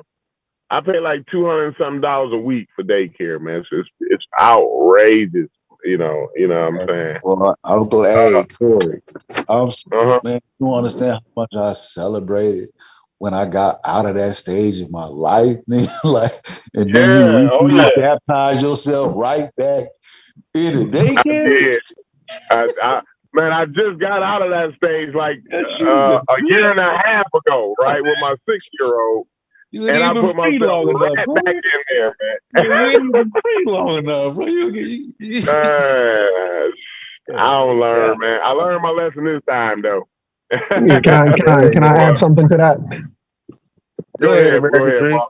Yeah, absolutely. So, you know, in terms of how the that bill, the infrastructure bill is going to affect our daily lives, I think one of the main concerns that people have is, you know, and one of the ways that we're seeing it even today is in inflation, right? Where the price of everything is going up.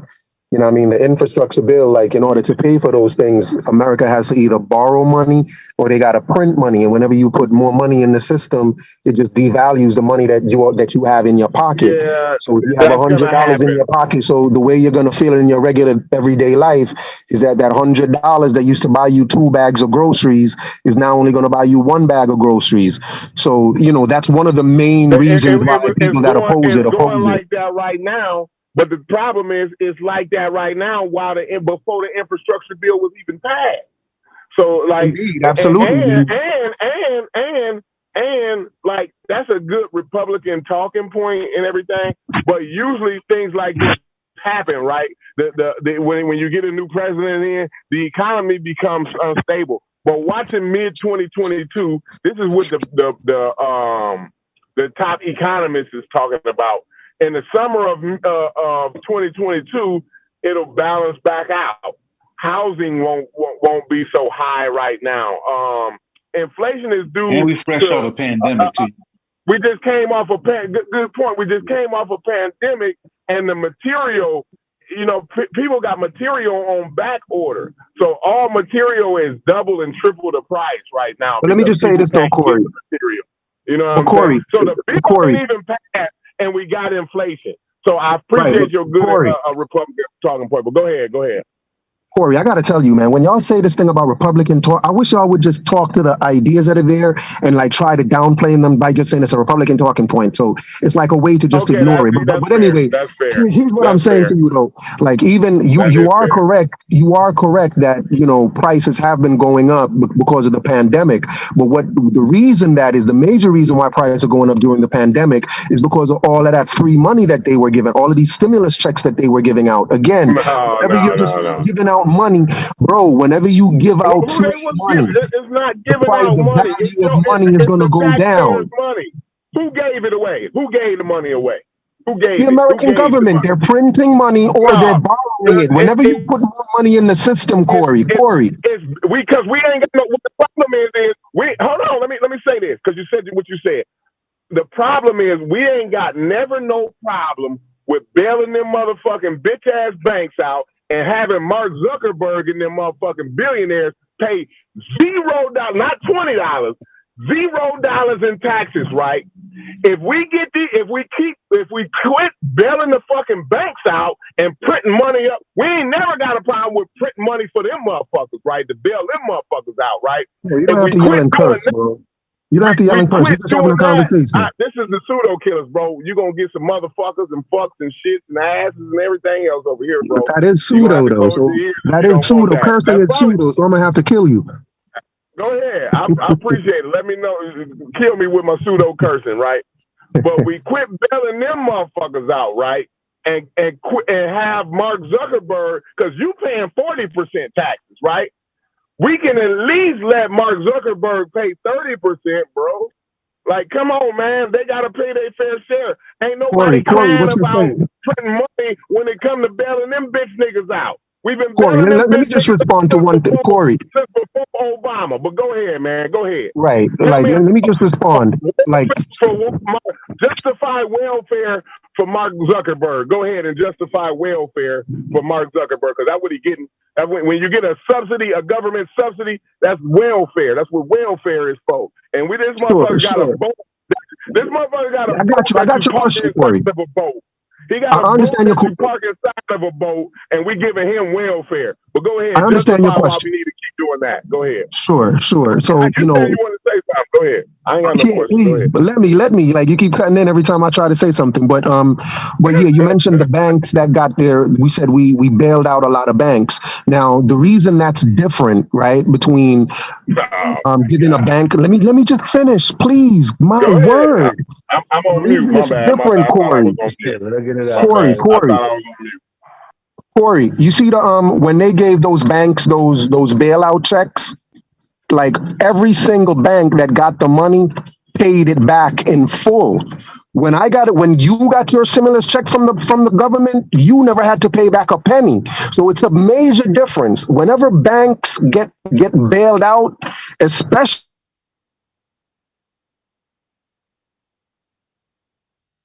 every single paid back every penny they got with interest. So you can't compare the two, bro. It's not the same. No, You they don't didn't get pay your no stimulus interest. checks. It was a 0%.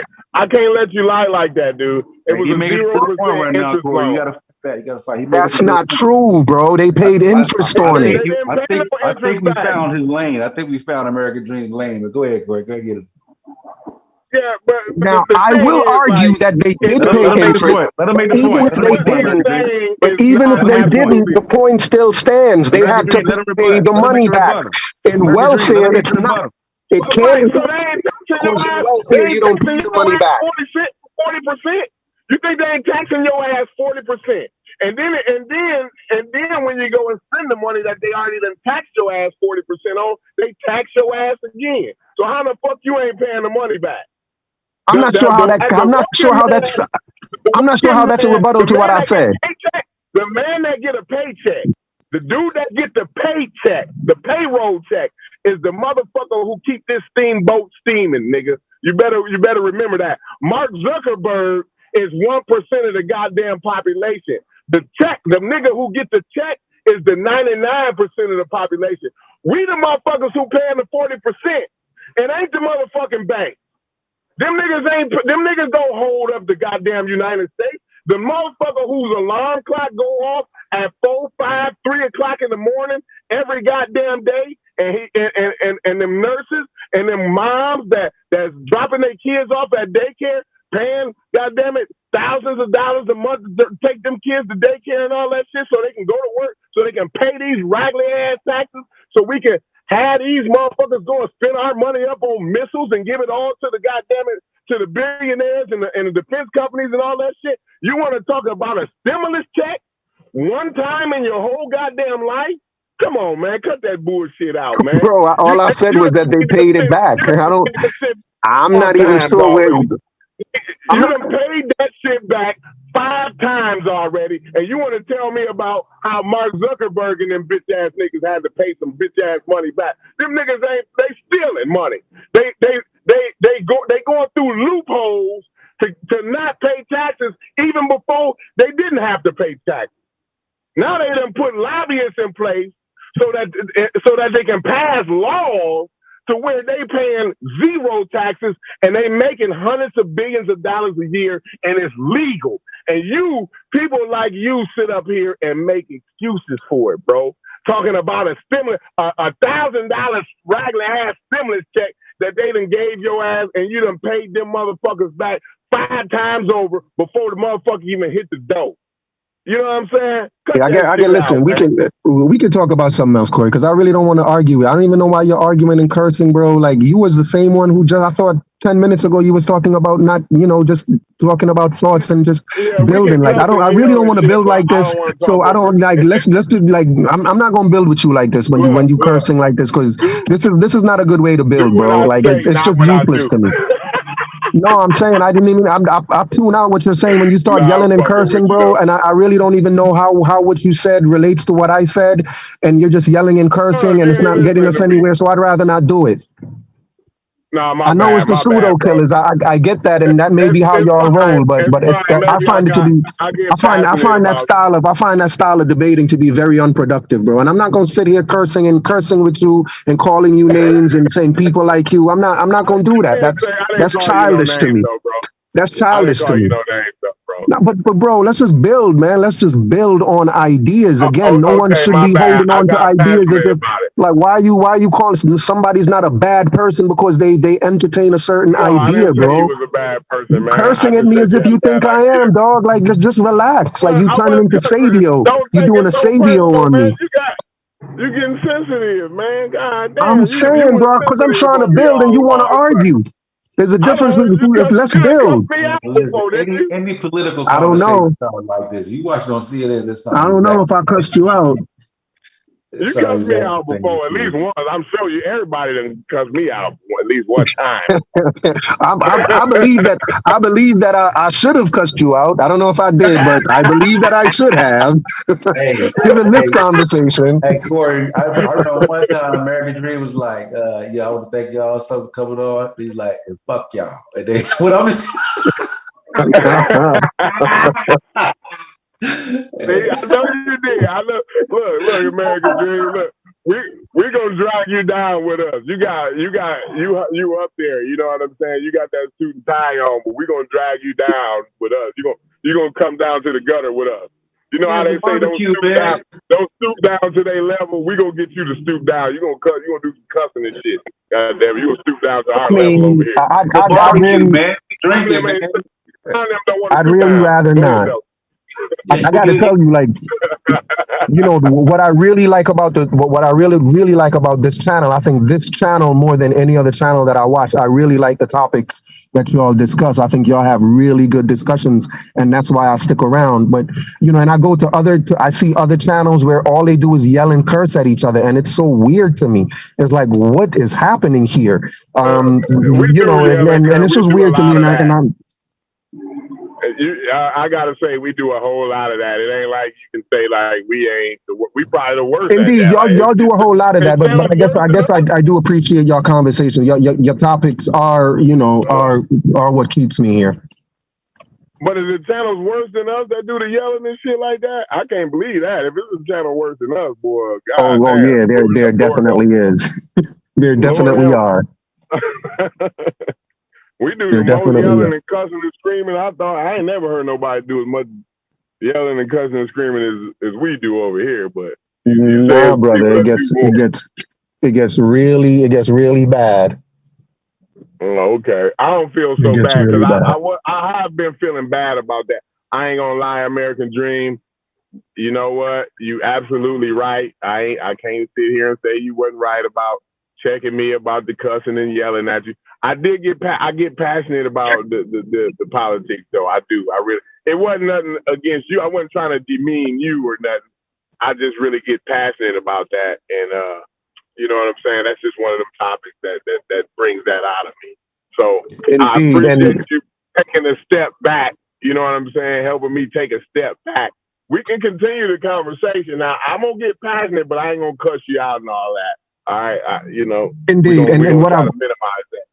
What I've noticed, Corey, is that most times when people do get passionate and start cursing, like the person that they're doing it to kind of interprets it as if they just don't have an argument against what I'm saying, right? That's how they look at you cursing, and so that may be another reason why cursing and yelling is not a good idea, just because of how the other person is taking it. They may take it as a sign of weakness. Right, definitely. I've been told that a million times. Like, yeah, you cussing and yelling, so you know, that means you ain't got no argument. We call it throwing your gun. You throwing your gun. You know what I'm saying? You ran out of bullets, now you throwing your gun. Yeah, so Absolutely. now I wasn't trying to throw my gun at you though. You know what I'm saying? It was definitely some bullets in there. You know what I'm saying? But I guess they got drowned out in the cussing and shit like that. You know what I mean? You weren't trying to throw it, but it fell out your hand. I got it. It fell out. Okay, it slipped out. Okay, I'll forgive you, brother. Yeah, but Hey, Corbin, can you go ahead, Tulsa? What you say? No, I said you would want to have raise some more political topics and stuff. You don't want to cover some stuff like that. I know. See, I've been jonesing for that conversation, right? And like nobody they want to talk about Egypt and shit over here, man. I'm so tired of Egypt. Thunder like that conversation too, though. I think Thunder like a lot of different kinds. Thunder, I like Thunder because he ain't afraid to like have something ready for you. Like when Thunder come on, he gonna have something ready and he gonna want you to explain that. Like, hold on, like that's how he's supposed to do it. Look at this article.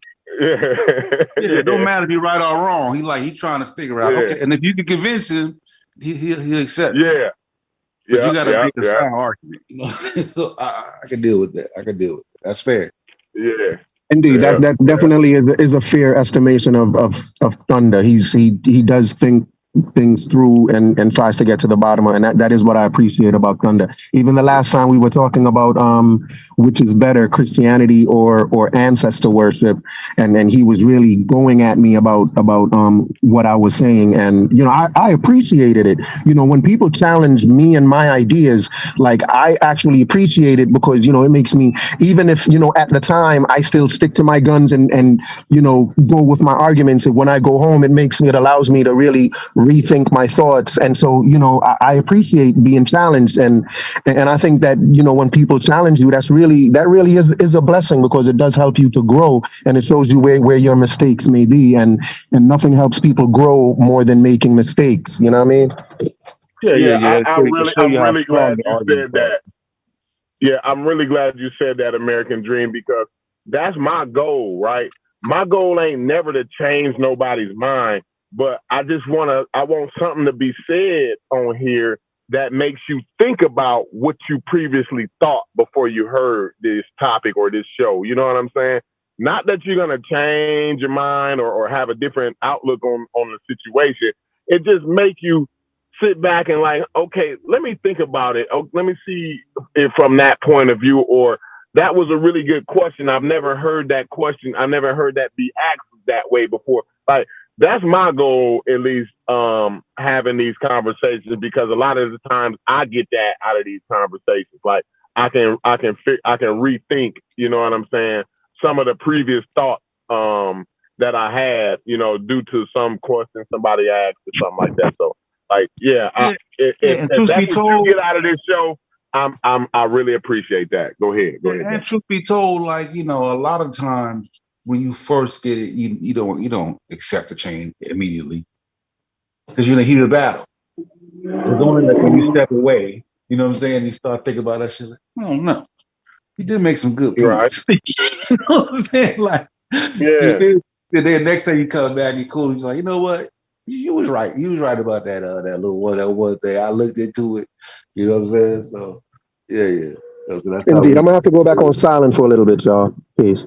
Hey, let me back in. Let me back in a minute, so I gotta go. I gotta take a call. All right, for sure.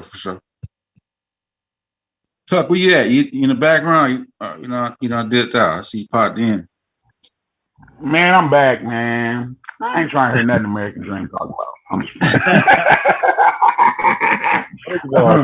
That's blasphemous. That's just allowed y'all to sleep.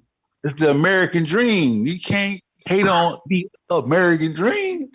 As African American. All the line. American Dream trying to get y'all to say, "Hey, it's your fault." That's what he on.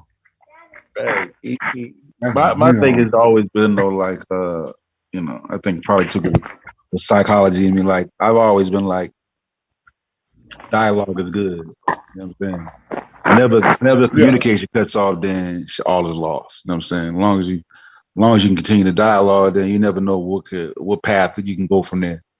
I mean, as long as you keep the dialogue open. Rabbit hole production. Go down the rabbit hole and back out and back in. Like what? But yeah, man, this was good for me. I love it all. I got him back hot, baby. I come on here and ask the question, baby, and that's all you gotta do, boy. We're gonna have to put a ban on Jenga for at least, you can't talk about Jenga for at least a few months. The wounds ain't healed yet. You know what I'm saying? There's a lot of scars, and we gotta let it heal up and let the skin grow back over it so it don't. So nah, and then in 2 years, keep picking at the scab. Can't keep picking. It's gonna be the same thing. In 2 more years, y'all gonna get it back. Y'all gonna go back on it. It'll be right here. Yeah, right now I'm still getting the scab. You peeling on the scab. You exposing the sores again. I got to. Cause I don't feel like they ain't been definitive on the ship.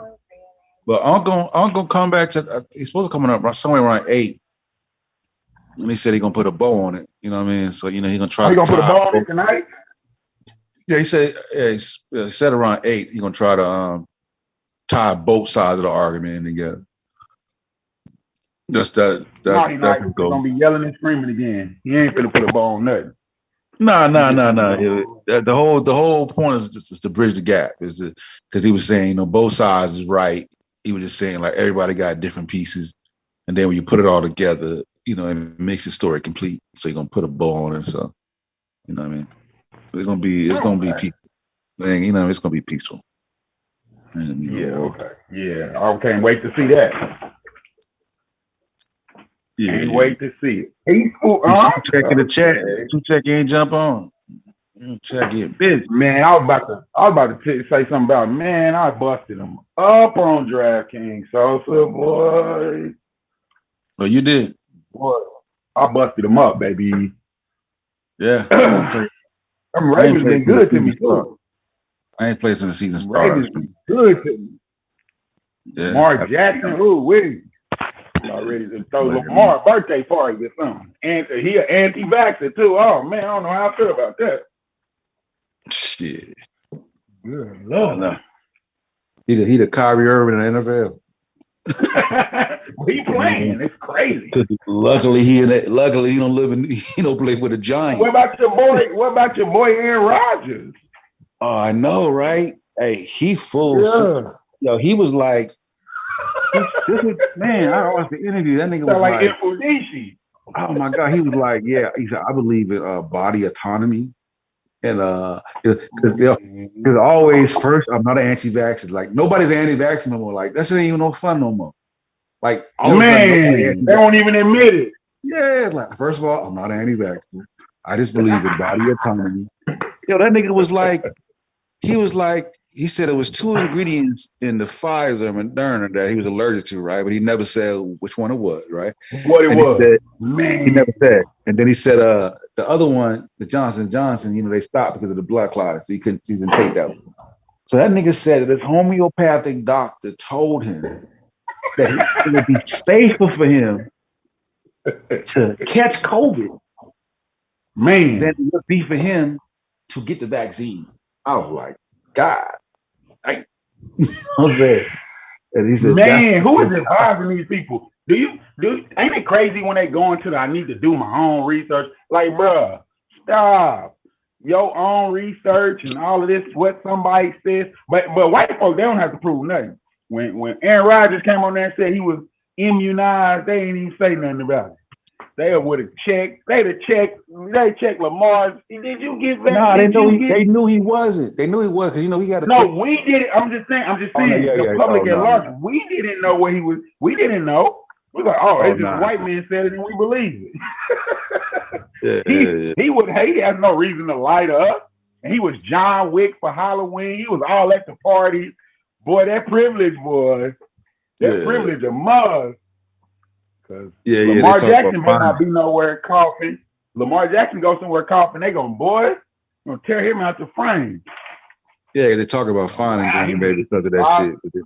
Yeah, it's supposed to find. Yeah, they got to release video and all that stuff. But we already seen him on video. He did his press conference without a mask on. Yeah, so, he was doing everything without a mask on. He get everything. That's that privilege, boy. And then want to act like he. I hate when these dudes get caught up and then they Malcolm X and they revolutionary now. Now they saying all of this. Man, you ain't said nothing correct, bro. Are you pseudo? Man, the pseudo is niggas be these rich folks. Just pseudo. Yeah, and he out there in Green Bay. You know, I ain't really helping them none. I'm sure the people in Green Bay like worldwide. They probably like, yeah, Aaron. No, they hate Aaron Rodgers. They hate Aaron Rodgers. That fan base hate Aaron Rodgers. Shit. If you see the way that quarterback look on the field, okay, quarterback look Sunday, nigga, you be like, yeah. No, I agree. But the other one on the other side is real good, and he didn't look too good neither on Sunday. Yeah, you talking about Love. Mahomes was regular. Talking about Jordan Love. I'm talking about Patrick Mahomes. Oh yeah. He's showing That's who they played against. He was looking regular too. Yeah, he looked bad. He didn't look no regular nigga. Regular would have been. Regular would have won me some money. That touchdown at the end of the game, it cost me a few $100. You know what I'm saying? Oh, where you was on? Where you was on? Kansas City -7. Oh, man. I mean, they couldn't score no goddamn points. 13-0, bro. And he kept. I was like, man, for my money, he's playing like this. Yeah. I do well for my Cowboys look bad. Oh, I don't know how we turn to a sports show, but you know that's how we do. My Cowboys look bad. I didn't even want to watch no more football. They hurt. They just got on my nerve. Yeah, I'm a Cowboys fan too, but I normally don't bet on them too much though. I knew not to bet on this time. Nah, so. but I told you with the DraftKings though, it's like fantasy though. So I just get players. Oh yeah. So I'll just have a good defense though. If we got a good defense though, you could have skipped on them Cowboys. Denver. Yeah, everybody got to start getting hurt though. But Denver started a backup right tackle. Then they guard get hurt. There's a backup guard in there. So yeah, but you play the Cowboys defense. Mike Parsons play good. Oh, you play the Cowboys defense. No. I said I had a couple of players on the Cowboys. I had Tony Pollard and I think I might have had CD or Amari, one of them. I still won the pool though, but they didn't help me with it. Oh snap! Yo, can you hear me? Yeah. Oh yeah, it went out. Yeah, but that's what I was doing this weekend, man. That's why I didn't catch the last show. I got to go. I'm gonna go back and watch it right now. So yeah, it probably about late. The chef started probably about 10 o'clock last night. Oh, good grief! Yeah. Already snoring. Hold on. She said it's snowing? I said I was already snoring. Oh, I guess that damn like nigga, where you live at is snowing. Oh, that's crazy. Right, New Zealand somewhere. Yeah. I'm about to hop off, man. Y'all get me right every time y'all come on. Man. Every single time. Corey been in rare form. Ever since they started talking crazy, Corey been in rare form. Coming on. He the cutoff artist. That's what I be calling Corey. He the cutoff artist. He's trying to hear name of that. For sure. It was a good little all right. Little afternoon lunch, Bill, man. For sure. Appreciate you coming through, family. All right, no problem. All right, for sure. Peace. All right, everybody. Everybody in the chat still watching. Look, man, hit that like button before y'all leave, man. And we got 2 dislikes. Whoever did that, go ahead and straighten that out. 2 on the way out. Y'all bugging with that one. And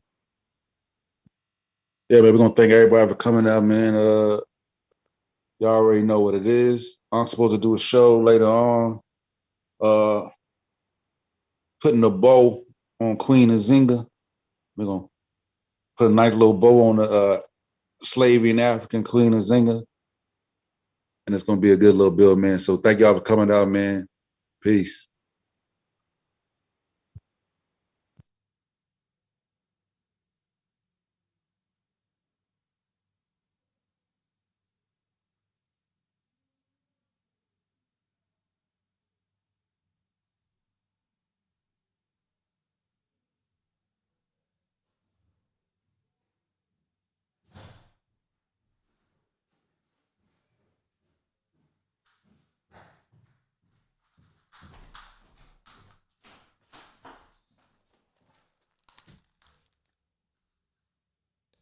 Yo. Fuck. Hold on. Ah, man. They done got out of here on me. I was cutting hair. Shit. That's what it is. But I hope y'all enjoyed this little afternoon bill. Goddamn. Corey was in rare form. Funny as hell. But I think we'll be back on tonight at 7:30. So tune back in tonight at 7:30. How long did we go? Man, we did 3 hours. But yeah, we back on tonight. Hit that like button on your way out. This is a funny show. Funny as hell. Where we at? And y'all know how we do.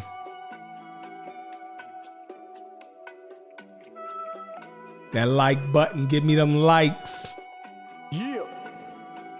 DQ. Check. Have you ever had a dream in the daytime? Had the same dream since the playground. I gotta get back to work. I got people waiting for me. Nigga, have you ever really thought about the limelight? In a room full of stars when you shine bright. I'ma make the right move when the time right. Alright. Nigga, have you ever had a dream during the daytime? Had the same dream since the playground. If you made it come true, could you stay down? Nigga, have you ever really thought about the limelight? In a room full of stars when you shine bright. I'ma make the right move when the time right. Calculated every step, so I can't stand a hater out here hating on. Niggas out here making moves. See, I hand out the type of shit they waiting on. I'm the type to overlook a hand, cause the wrong step will cost an arm and leg. Niggas tripping, signing. I gotta go back to work, y'all. Peace. See y'all tonight at 7:30. Couple of albums, see we up for the challenge.